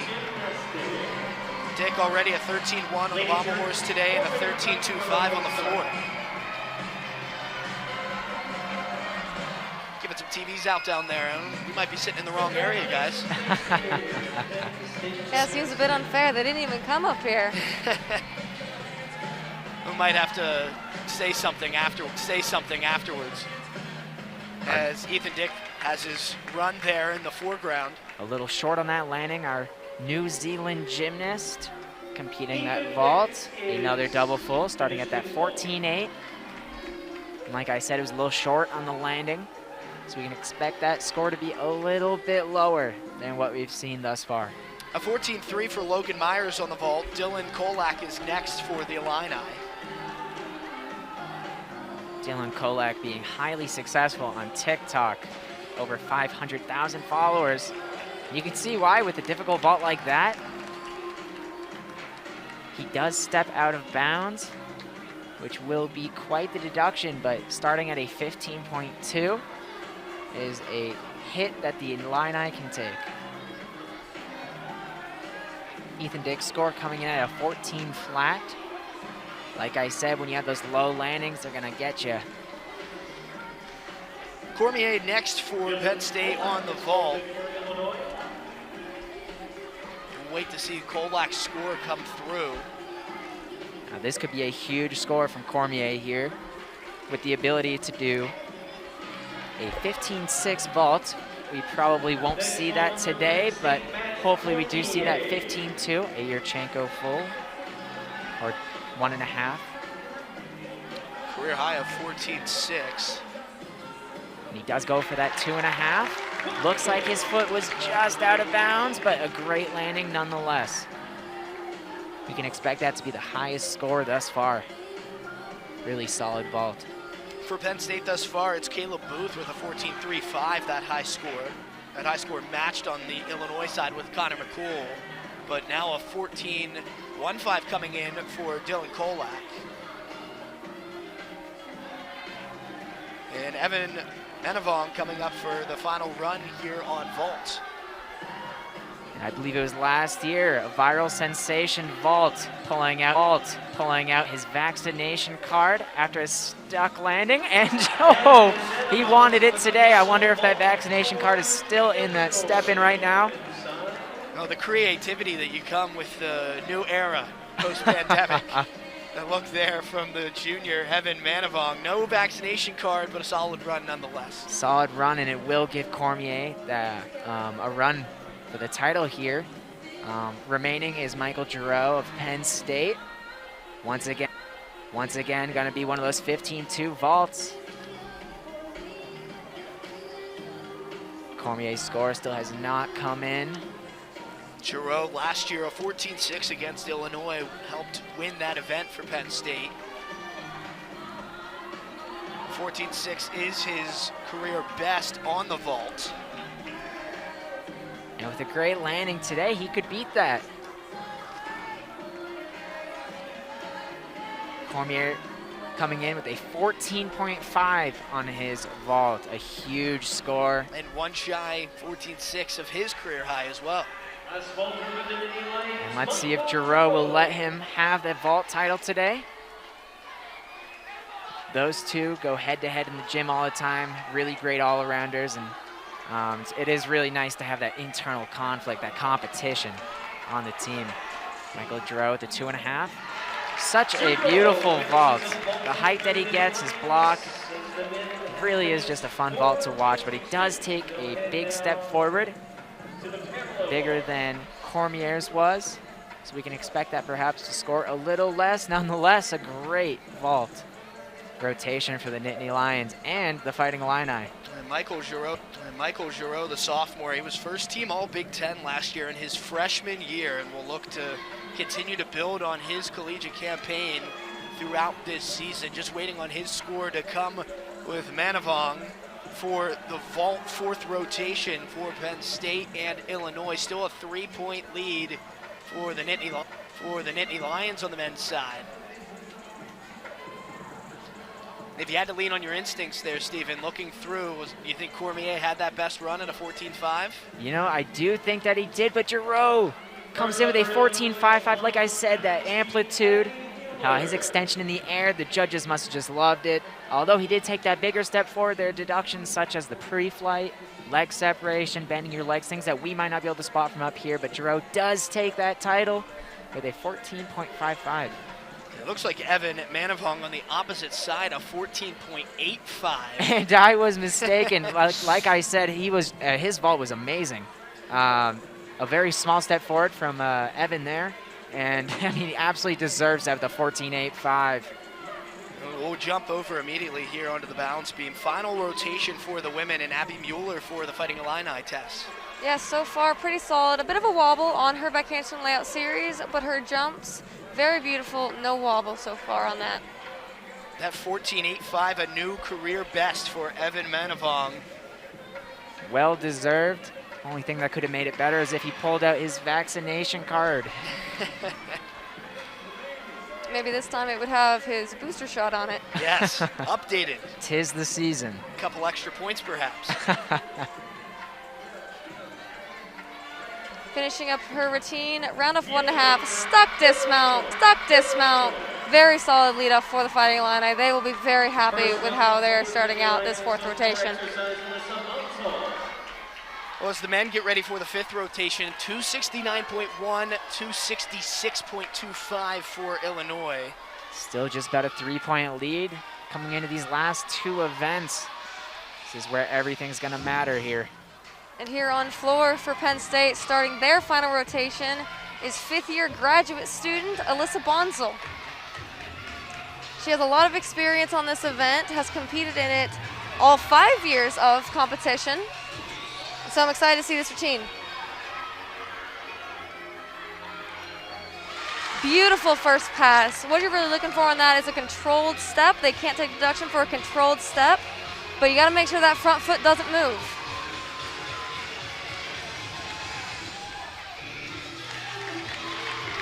A little bit of a shuffle there on that landing as she goes for the stick, but still looking very nice in this routine so far. Beautiful choreography done by assistant coach Rachel Innes. And in the background here, we have Puerto Rico's Andres Perez on the parallel bar apparatus, a great routine.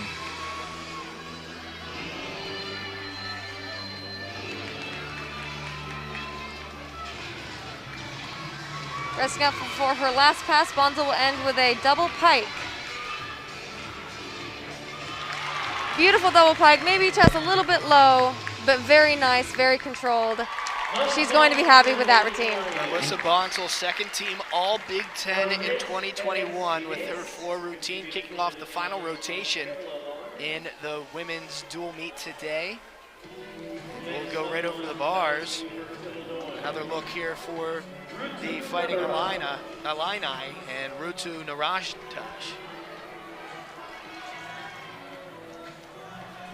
A little bit of a wobble on that series. You can tell everyone's feeling these nerves.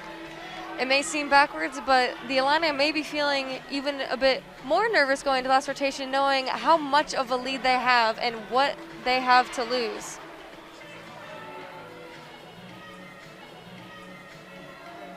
On the men's side here, we have Jordan Kovac on the parallel bars.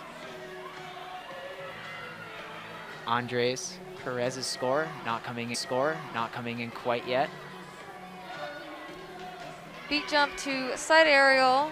A little bit of a wobble there. Again, maybe it's nerves, maybe it's just an off day, but she's fighting through, she's staying on.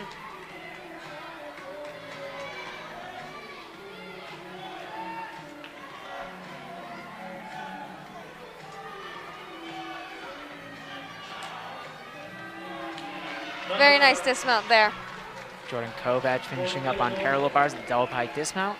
Small hop forward, chest down, but nonetheless a great routine.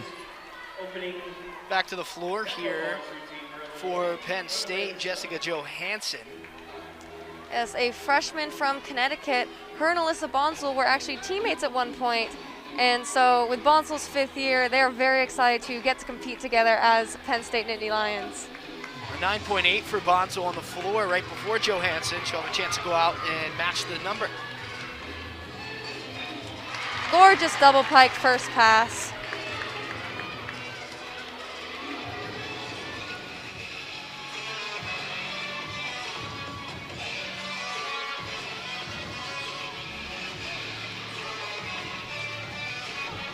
Just really intricate choreography this year. Coach Innes, I know, will have been in the gym, really drilling the performance, the dance, and making sure that it isn't just some poses in between their tumbling passes.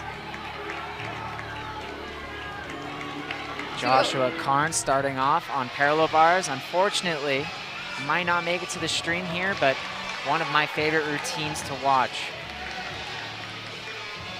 And Andres Perez, a 12.75 on the parallel bars for Penn State to kick off that 5th rotation. This pass, beautiful double tuck. She'd have a bit of a mistake on her second pass. It won't quite be a fall, but it will be quite a lot of deduction. But very good ending to that routine. Here's a look at Carnes. Carnes with a beautiful routine so far. He just floats on this event, winding up the dismount, a double front half.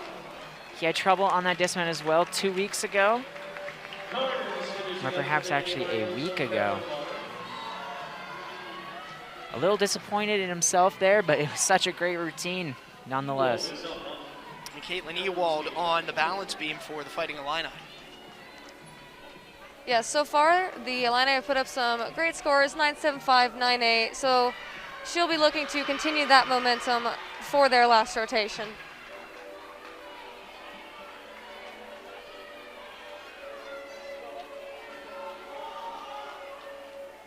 Caitlin Ewald, the sophomore from Indiana, 5-time Indiana State champion.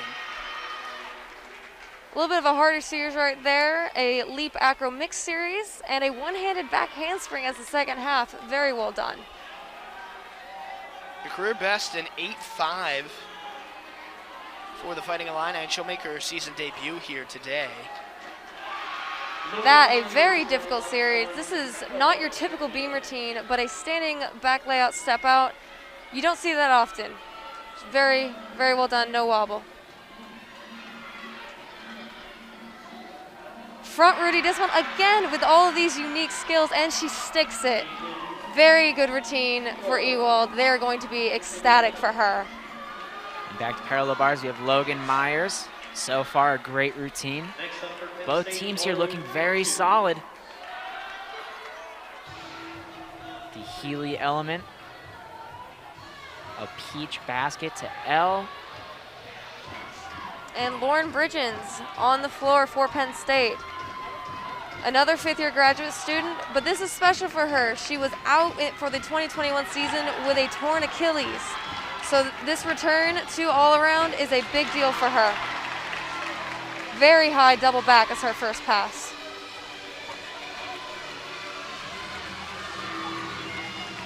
You know, we talk about how much of an effect the crowd and having fans back in the arena makes for these gymnasts. Lauren is one of those that really thrives off of this attention and all the people here, and she did not enjoy the lack of these fans here last year, so very exciting for them to be back for her final season. And it's great to see her back at full health, doing what she does best with the Nittany Lions and being able to go all around. Oh, absolutely. That you tough know, injury for her last year, able to bring her back. Oh, exactly. And, you know, tearing your Achilles, it's not always a guarantee that you'll be able to come back to full strength, come back to all 4 events. So this is really special for her and really great for the Nittany Lions to have her back in the all-around this year. Take a look at that women's score. Really tight right now. 166 for Illinois, 165.6 for Penn State. A look at Bridgens' run on the floor. A 9.65 for Jessica Johansson on the floor for Penn State, and a 9.8 for Bonsall. 9.8 for Bonsall. Yeah, the Nittany Lions will be looking to make up some ground that they lost on beam. And we'll get back to the parallel bars here is Ethan Dick. With a very unique mount on the parallel bars here. You see that kip on the end. Such a unique mount. Our New Zealand gymnast here is the Nittany Lion. Once again, just floats on this apparatus. And really nice lines here. The McCoot's skill and E, very difficult. And yet he makes it look so easy. A Healy as well, a D element, just beautifully performed. The Diamidov, a C.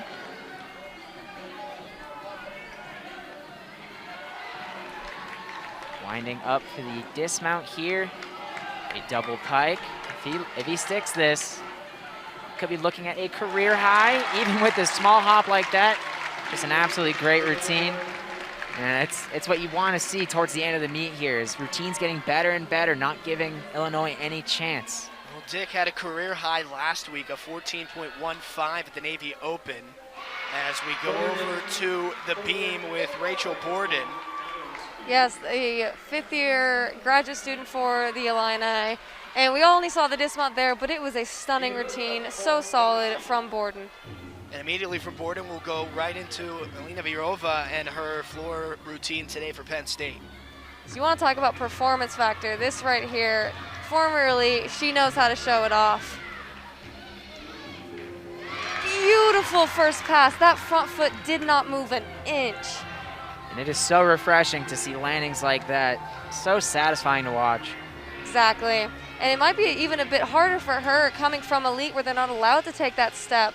It's a bit of an adjustment for her to get used to taking it, but she does it beautifully. You can almost see her try to stick it like an elite and then have that controlled foot move back. These floor routines are something that comes in the Virova family. Her father, Igor, has won gold medal back in 2000 in the Olympics in Sydney. She's just having an excellent run here. Beautiful front layout, front full second pass. Gorgeous leaps.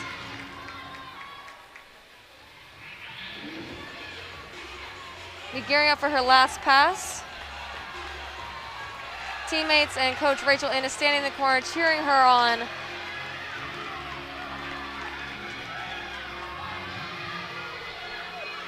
Beautiful double pike. That's going to be a high score for the Nittany Lions there. Virova, a 9.875 at Ohio State last week. It set her career high in just her third floor exercise of the season today. An excellent run for the Penn State freshman. Making our way back over towards the bar with Mia Towns.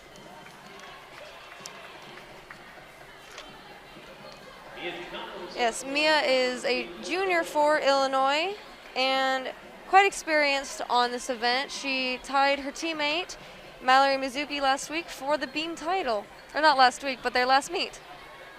Lauren Bridges, a 9.85 on the floor coming through for Penn State. Things remaining neck and neck through the first half of this final rotation on the women's side.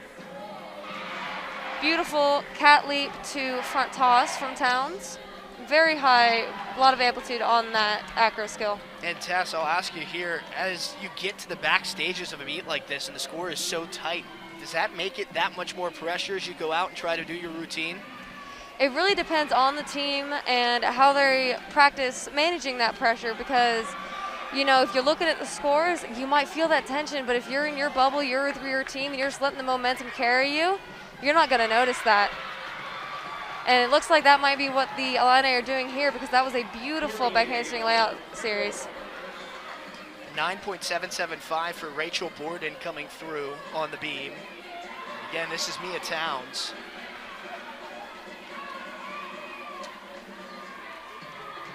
Towns, an all Big Ten gymnast. Had a little bit of an adjustment there on the cat leap, but puts the side aerial there, sticks the dismount. Very good routine for the Fighting Illini. And Matthew Cormier started off his routine with a fall, unfortunately, on his first skill. He is now remounting the apparatus. So far, so good. But when you have that deficit right away, it's really tough. Bella Salcedo's floor routine for Penn State here.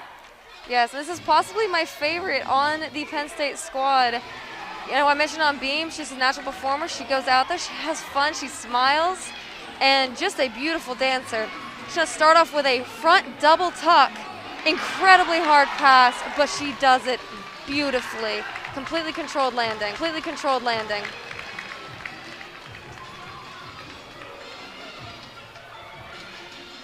See a switch full to Sassone leap pass. She is another gymnast that you will see with a two-pass routine due to the difficulty of her passes and additional leaps. Then you'll also notice that she does exclusively front tumbling. So here in a minute, we'll see how they incorporate her back tumbling into this. Very subtle, but beautiful incorporation of that back skill. Such a unique way to fulfill that requirement. Exactly, you barely even notice that she didn't do any back tumbling, and it doesn't take away from the routine at all. Pass for layout, front full, front pike. Beautiful, beautiful routine, and just stunning performance. Really, really enjoyable to watch. She's just so fun out there. Such a great routine. Really makes you smile from beginning to end watching that. Isabella Salcedo finishes up her run on the floor, a 9.9 last week at Ohio State. That's a career high for her, the freshman. And Alina Virova's score coming in, she's going to match her career high, a 9.875 that she set last week. That's a big run on the floor for Penn State. Yeah, really trying to make sure that they're getting those 9.8 pluses on floor. Amelia Knight on the bar for the Fighting Illini. The final run here on the balance beam. Very nice leap series there, making sure she hits those 180s.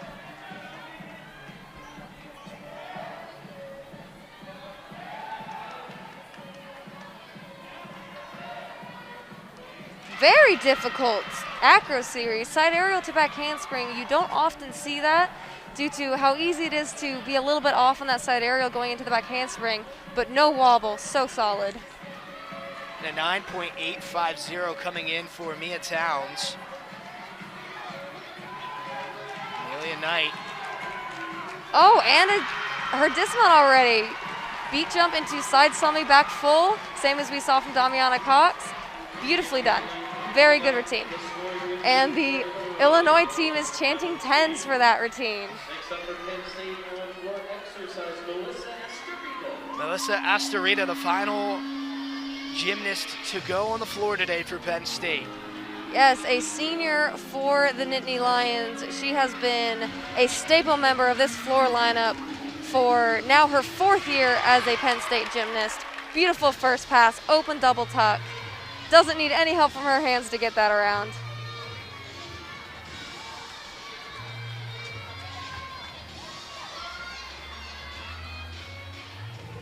As the scores continuing to come through, Isabella Salcedo, a new career high on the floor, 9.925. So well deserved. And Astorita has a chance here to keep Penn State in this. It's a really tight one.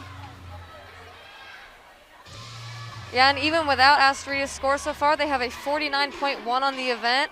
So they're just looking for Astorita to go out and replace Johansson's score and get that floor score even higher.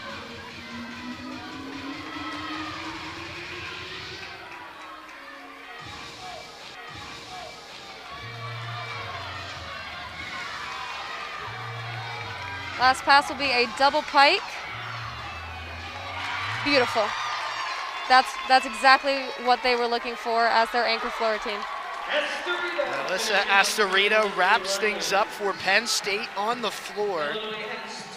Waiting on scores from Amelia Knight and Astorita. Let's go back to the parallel bar, Stephen. Michael Drow with an extremely difficult routine. You just saw that giant Diamondov and E skill worth 5/10. Diamondov straight to Stutz. He is swinging aggressive today, and his lines just look sublime.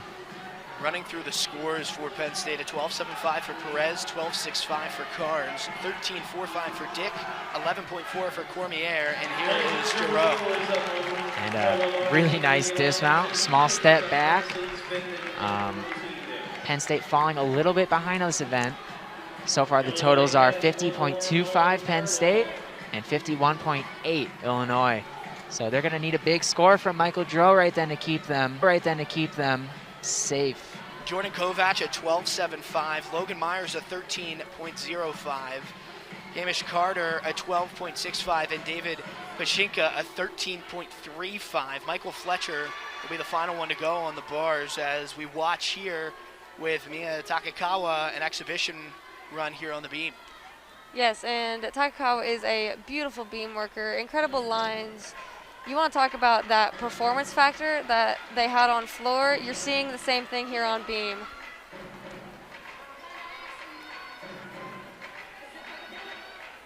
Very lovely dismount, back handspring gainer full stuck. It was just an exhibition, but clearly they're so happy about it.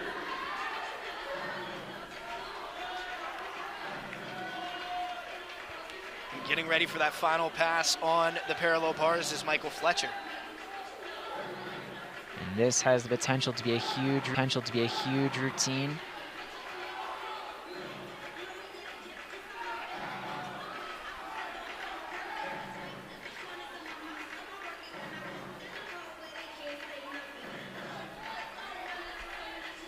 So far, so good. Looks like it can't be seen quite on the stream right now, but just really nice angles, really nice lines.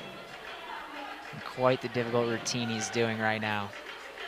And here we are, just in time for the Moy. Press handstand. On parallel bars, you want to minimize the amount of hand shifts you do. And a stuck dismount. That was a fantastic routine. Michael Fletcher for the Fighting Illini on the parallel bars. 13.8 the score for Giroux coming through. That's the top score in the event so far today. And Fletcher might be challenging that with that routine. Really strong finish on the event here. Looks like Illinois will come out on top here, awaiting Michael Fletcher's score. A 64.05 for Penn State in the parallel bars. And Allie Morgan a chance here for another exhibition run.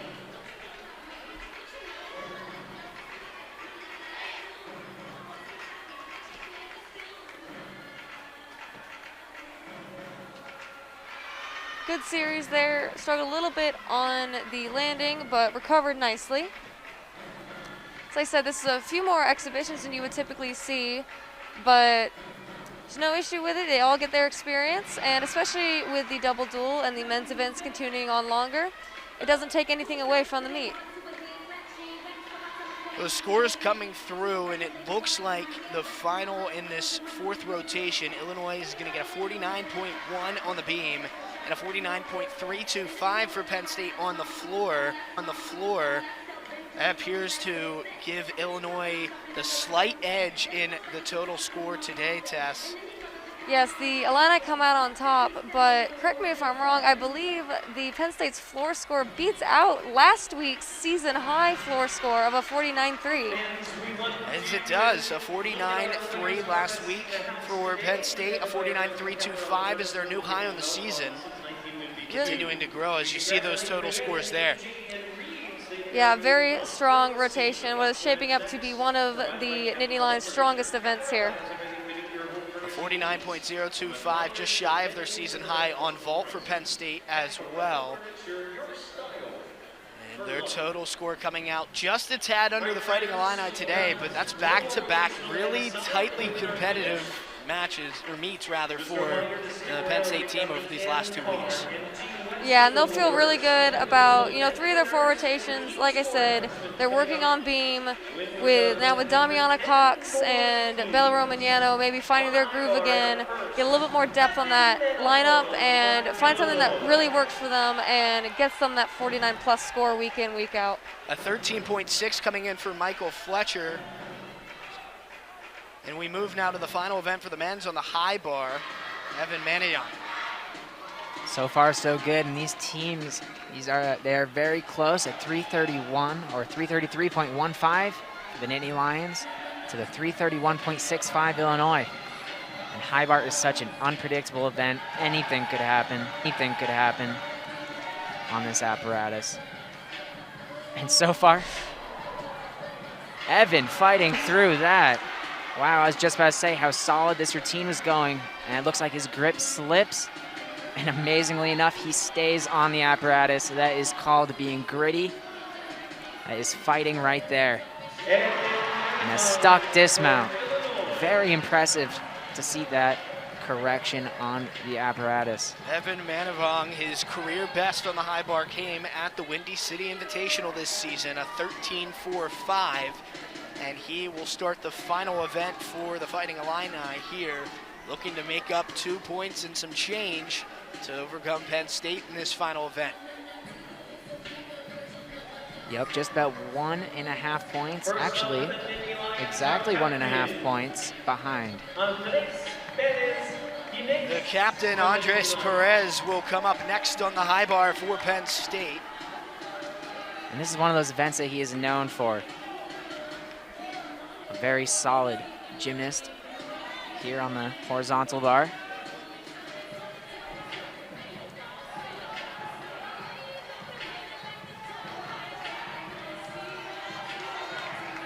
Beautiful start to the routine.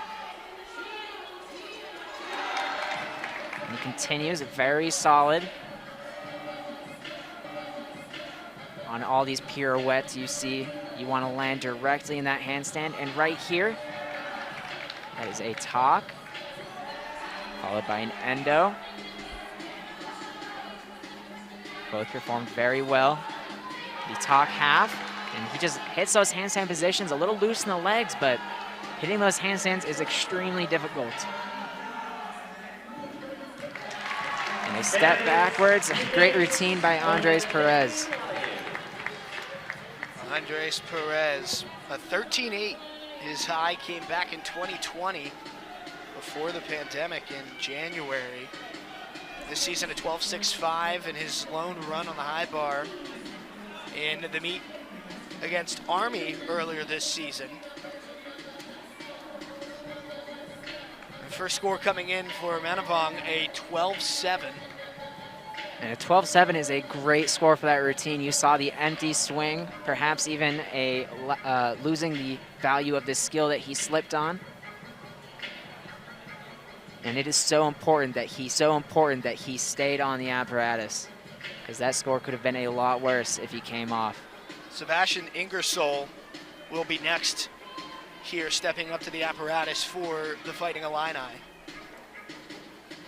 The Illini are going to need 4 really solid routines here, trying to edge out Penn State, entering this final rotation with a 1.5-point deficit.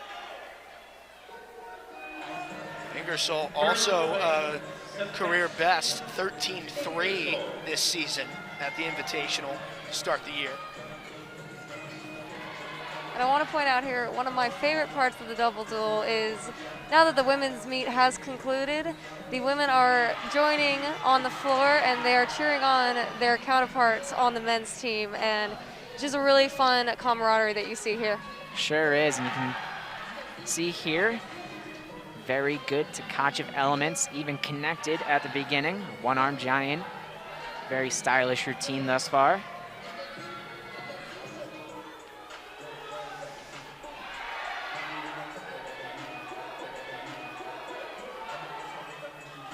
Now for the dismount, looking for that stick.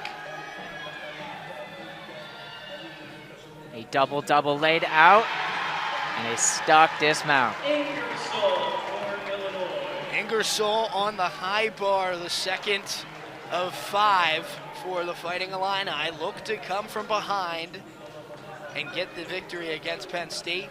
Nittany Lions 345.95, Fighting Illini 344.35. And next up is Josh Carnes for Penn State. Andres Perez's score coming in at a 12.8, edging out Manavong by 1/10. And this is a really tight competition entering the last few routines here. Alongside Steven Nenderosic and Tess McCracken, I'm Preston Shoemaker. Pair of Penn State alums with us here today. And it's an honor to be up here. So exciting to be able to watch this competition. Be able to talk about these great guys. I've seen them work day in and day out. And it feels like they're finally starting to show the team that they are. Joshua Carnes. Carnes, the freshman from Erie, Pennsylvania.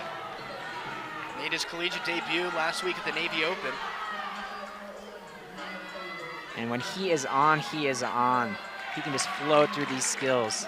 Such a fun gymnast to watch. And quite a young gymnast from what I'm hearing based on normal standards. Yes, he is 17 years old, graduated high school early to join the Nittany Lions here for the 2022 season. On his release element, he did have an empty swing, 5/10 deduction. It's also his only release skill, so if they did not give him credit to it, it is once again another 5/10 penalty. Winding off the dismount. He laid full in. Small step back, but a great routine for Joshua Carnes. A 13.55 for Ingersoll. Top score thus far on the event for the Illini.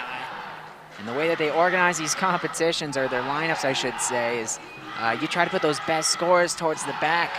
And a 13.55 on high bar is your second man up. This could be a really deadly lineup versus the Nittany Lions here.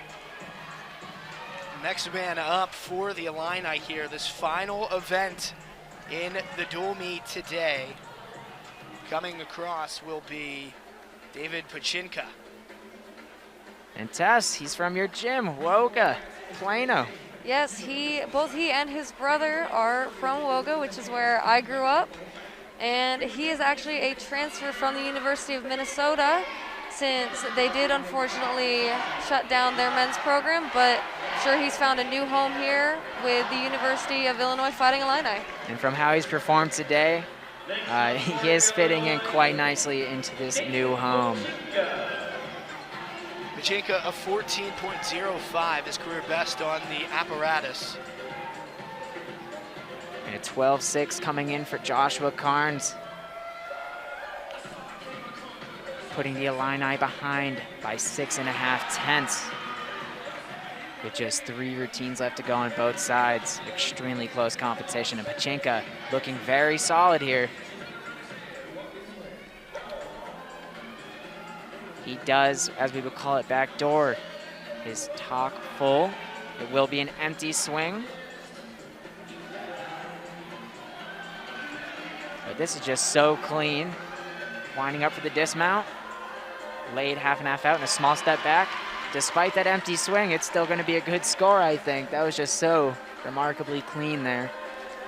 And something I love about high bar is how easily they're able to adapt to mistakes like that.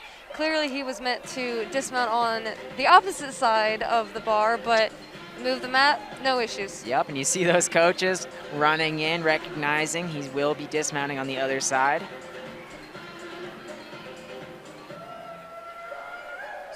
Next up, we have Robbie Shamp.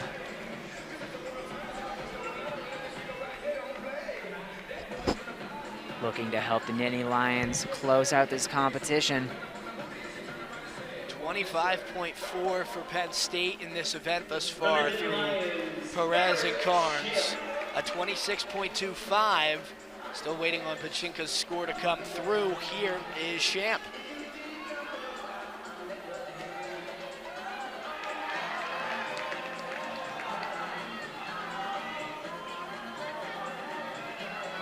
Tkachev element here.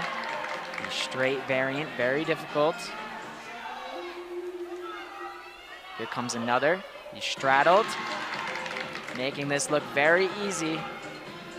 Looking for those nice handstands, getting those lines. Here comes one of those talk elements. Well executed. And he will get a little bit of an angle deduction on that one. But so far, that's the only big deduction he's given away here. Half and half out. Small hop forward. And that's going to be a solid routine for the Nittany Lions. There's Robbie Shamp, the junior from Louisiana.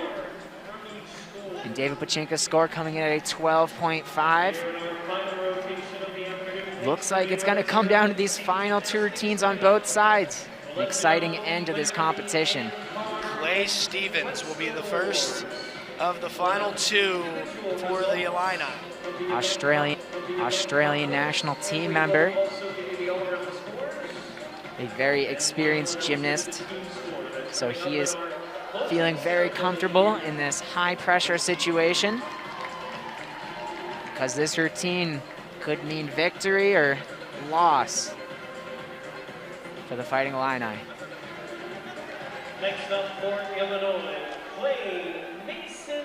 And while I'm sure that each team would prefer to be wildly far ahead of the other, really makes for an exciting meet as we come down to these final routines. It sure does. I am so invested in these last few routines, and so far so good from Clay Stevens here. Another one from the Illini who set a career high at the Windy City Invitational, a 13.65. And if he could do that here right now, it might be enough for the Fighting Illini to edge out the Nittany Lions. So far, this routine is looking really good.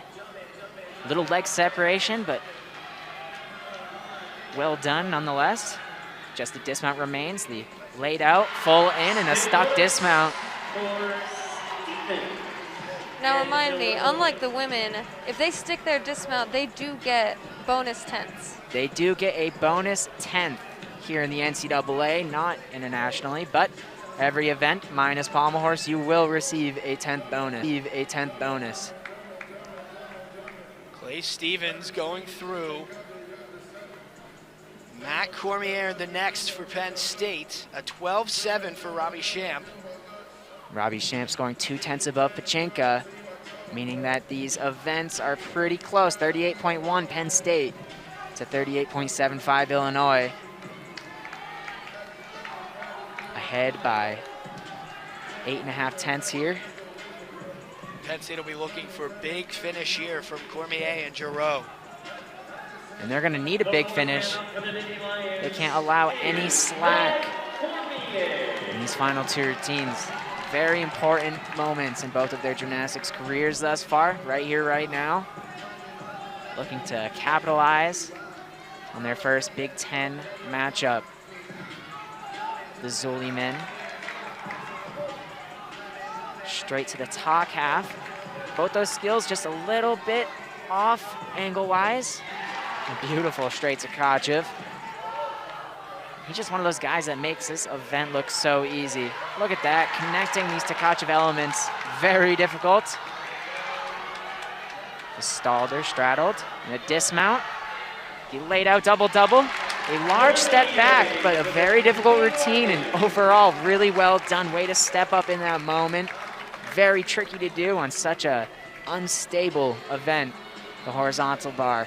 2 event titles in the horizontal bar for the sophomore in his career. With a routine like that, he might be eyeing down a third. His high on the season came at the West Point Open in the prelim round, a 13.7. 13.9 is his career best. I'm not sure if he'll capture that today, but I do think that will be in the 13s. Ray Mason Stevens comes in at a 13 flat, 13.0. A very solid score. Cormier can edge that out. I mean, it's really going to come down to Michael Giroux versus Hamish Carter. Hamish Carter being a Big Ten champion on the apparatus. Carter, NCAA high bar All-American in 2019. He won the Big Ten champion as a freshman. So you know he's just so experienced on this event, just absolutely phenomenal. You can see that experience here with a brilliant straight to Kachev, followed by the straddle and the pike. And we saw Cormier do those elements as well. Hamish connecting them. Really is just showing off how experienced he is here. Look at that, the angles. Beautifully done.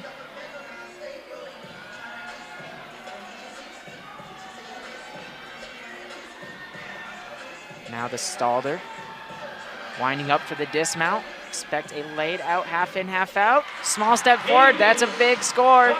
That is a big routine, and we're gonna need Michael Giroux to step up to the plate here, finishing off this competition. A 13.05 for Cormier. Half a tenth above Clay Stevens there. I mean, these two teams are neck and neck, 51.15 so far for Penn State on the horizontal bar, followed by 51.75. The Fighting Illini up by 6/10 here. And you see those overall scores. Only a 9/10 difference. Penn State has a 9/10 lead. Now on the women's side, that's quite a significant difference, but on the men's side, that's practically nothing. It really is nothing. All it takes is one empty swing or perhaps a fall for either team to be victorious. Here right now, Michael Giroux mounting the horizontal bar. He's going to have to do his absolute best to take this win home for the Penn State Nittany Lions. Maybe not his absolute best, but he sure will have to stay on the apparatus. But dang, he's playing this like his NCAA finals, going for every angle. And what a competition it's been from Michael Giroux so far. It's his first attempt of the season on the high bar. And what a time to do it, where it's neck and neck, everything matters right here. Winding up for the dismount. Michael Giroux clutching up for Penn State. Hamish Carter coming in with a 13.8, the highest score so far. Michael Giroux needing to score a 12.9 to tie Illinois here. And dare I say, he definitely scored that. You might say that. I certainly would. I expect that to be actually mid to high 13s there. Giroux, 5 career event titles. A 14.0 is his high on the high bar in his career. And as you said, awaiting a score, a 12-9 would tie, and anything higher would give Penn State a win today in this dual meet.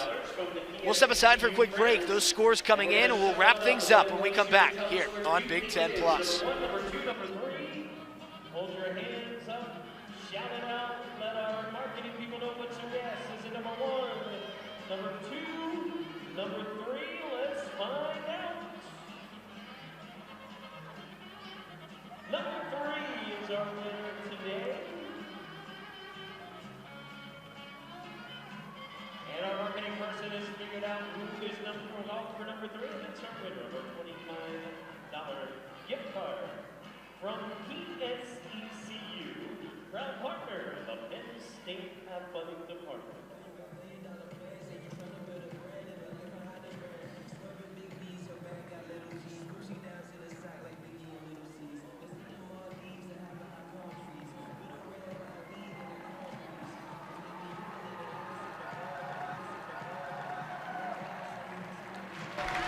Final scores rolling in here. Michael drove a 13-1-5, a bit lower than I was expecting, but it was enough to edge out the Fighting Illini.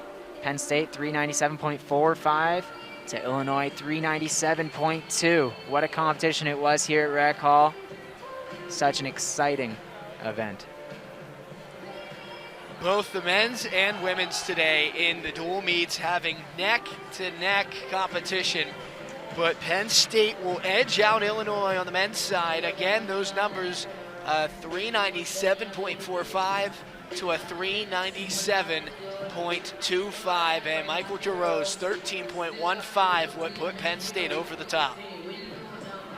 Take a look at those final numbers in each event here on your screen. And Stephen, I'll ask you here, what really stood out to you today when you were looking at Penn State? Penn State, I mean, they've just been a team so far this season where it's like you're a little inconsistent here and there, but today they were just rocks. They went out there, they got gritty, and they hit their routines. And you see their vault, 71.65. That's an event Illinois is known for, and they were able to keep up with Illinois today. Just a really, really great fight by the team, and that's how they ended up winning today. They just trusted themselves, they fought through.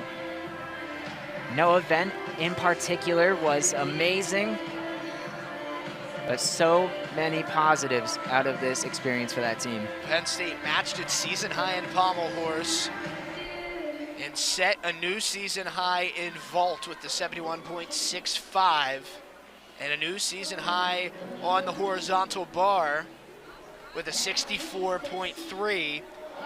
And getting a critical Big Ten win and staying unbeaten on the season thus far on the men's side. It's a very important competition for this team moving forward. This experience is going to give them a lot of confidence and a really great showing. And moving forward for Penn State, a trip to Nebraska next Saturday. For Illinois, hosting Ohio State next Saturday. We'll listen in here as the team awards will be handed out. And today, giving them out is Penn State men's basketball coach, Micah Shrewsbury. His first season at the helm of the basketball program, in attendance today. Yes, they are handing out the Ann Carr Award, named for very decorated Penn State gymnast Ann Carr, and it is given to the gymnast with the most inspirational performance, so we'll see that handed out right now. Is an amazing leader, and tonight she led off and had great marks on the floor and vault and a career high on bars. Ladies and gentlemen, Alyssa Bonsall is our Ann Carr Award winner tonight. And it goes to fifth-year graduate student Alyssa Bonsall, so deserving, such an incredible gymnast and teammate, and honestly one of the nicest people you will ever meet. And correct me if I'm wrong, but this is her first time receiving. It's actually her second. She did receive it at a home meet last year, but yes. Well, what a moment it is for her. Congratulations. Yes, that Ann Carr Award is very coveted. A new career high for her today on the bars with a 9.95. Had great showings on the floor and vault as well. Yeah, she's being a rock for the Nittany Lions this year, showing that fifth-year experience. This gentleman And similarly, here's our Gene Whetstone Award for the most outstanding performance. It will be going to Michael Giroux for the exclamation point routine he had to finish off the competition.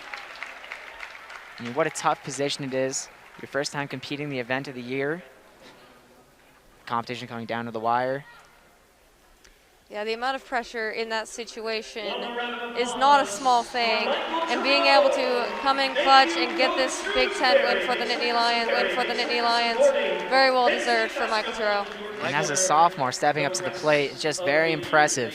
A very bright future ahead of him. He made his debut on the season last week. He upped those events today in the pommel horse, a 13.6, in the rings, a 14.05, on the vault, a 14.55, on parallel bars, a 13.8, and that big one at the end on the high bar, a 13.15, as we'll now hear our event winners on either side individually.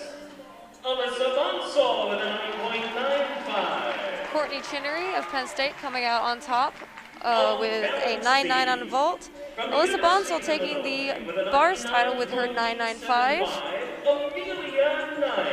Amelia Knight of the Fighting Illini with a 9.875, taking your beam title today.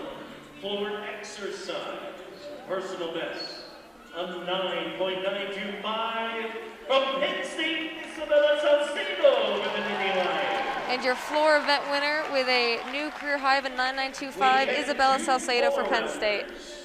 For Penn State, both Lauren Bridges and Virova, both scoring 38.425 for the Nittany Lions on the all-around score. And a tie for first place all around, Lauren Bridges and Alina Verkova, both receiving a 38.425 for their performances today. Top finisher from Penn State with a 14.1, Matt Cormier. And over on the men's side, hearing the winners of each event today, Matt Cormier kicking it off on the floor. Both Nittany Lions with a score of 13.6. Chase Klingman and Michael Giroux. And Chase Klingman, Michael Giroux tying for that pommel horse title. On rings with a score of 14.05 from Penn State, Michael Giroux. Michael Giroux getting another title there in rings, a 14.05. 14.85 from the University of Illinois, Evan Manavong. Evan Manavong for Illinois, a 14.85 vault title. Top score tonight was 13.6. Sorry, 13.8, the top score. And it belongs to Penn State's Michael Giroux. Michael Giroux picking What up a another meet one. it was for Michael Giroux. Hearing his name a lot in these awards. With a top score of 13.8 from the University of Illinois, Hamish Carter. And the Big Ten champion on that apparatus. Very good routine. Last but not least, our team scores on the women's side: Illinois 196.35, Penn State 195.475. Now And hearing on those the final men's team side, scores. Penn State 397.55, Illinois 397.25. Let's give both these teams and coaching staffs one more great round of applause. Thank you, gymnasts, for great entertainment and a great gymnastics performance tonight. Thank you so much from all of us with Penn State. And once again, those finals on the men's side, a 397.55 to 397.25 in favor of Penn State. On the women's side, a 196.35 and a 195.475. That one in favor of the Illini Tess. Your final reactions from today's event? I mean, it was a great competition. The Illinois team looks great out there, especially because this is only their second meet of the year. They're looking very good, very solid across the board. It didn't seem to really have a weak event. They're going to be looking to continue that momentum as we head deeper into season. And of course, we talked about it, Penn State is looking to fix that beam lineup, figure it out. And so they're going to be back in the gym working through that and looking at all their options to make sure they can hit that 196, 185 plus mark as we continue on. And Stephen, for the men's side of things, Penn State, their first Big Ten win today. How do they grow from here? I mean, they've grown a lot since that first week out. And they've grown a lot since last week as well. This team is just on an upward trend here. And taking home their first Big Ten matchup is no small feat. This is an extremely big deal for the team. I mean, it was just such a hard-fought competition, and you just love to see both sides fighting so hard today. Really was just a fun competition to watch, and I am very honored to be up here commentating it. Thank you for having me, of course. It was extremely fun, and yeah, thank you. Had a great time with both of you today, and hope we get another chance to do this in the future. The first dual meet here at Rec Hall since 2019, and now you've both had a chance to be on either side of a dual meet, on the floor, on the booth. Do you have a preference between the two? My preference is actually down there competing. I mean, I love competing, but I will say being up here is a little less stressful. Yeah. My heart isn't going so fast. My legs aren't shaking, but that's all part of the fun of the competition. Well, I'll let you guys stay down there. I'm more comfortable up here, I think, moving forward. I don't know if I'd be great out there, but a special thanks to Tess McCracken and Steven Nedorostik, Penn State graduates and NCAA champions. Steven Nedorostik, world champion as well. Best of luck as you continue to compete moving forward. Special thanks to our producer today, Emily Catalano. Once again, Penn State men's coming away with the victory. Penn State women's falling just short of Illinois. This has been Penn State Gymnastics here on Big Ten Plus. I'm Preston Shoemaker, signing off.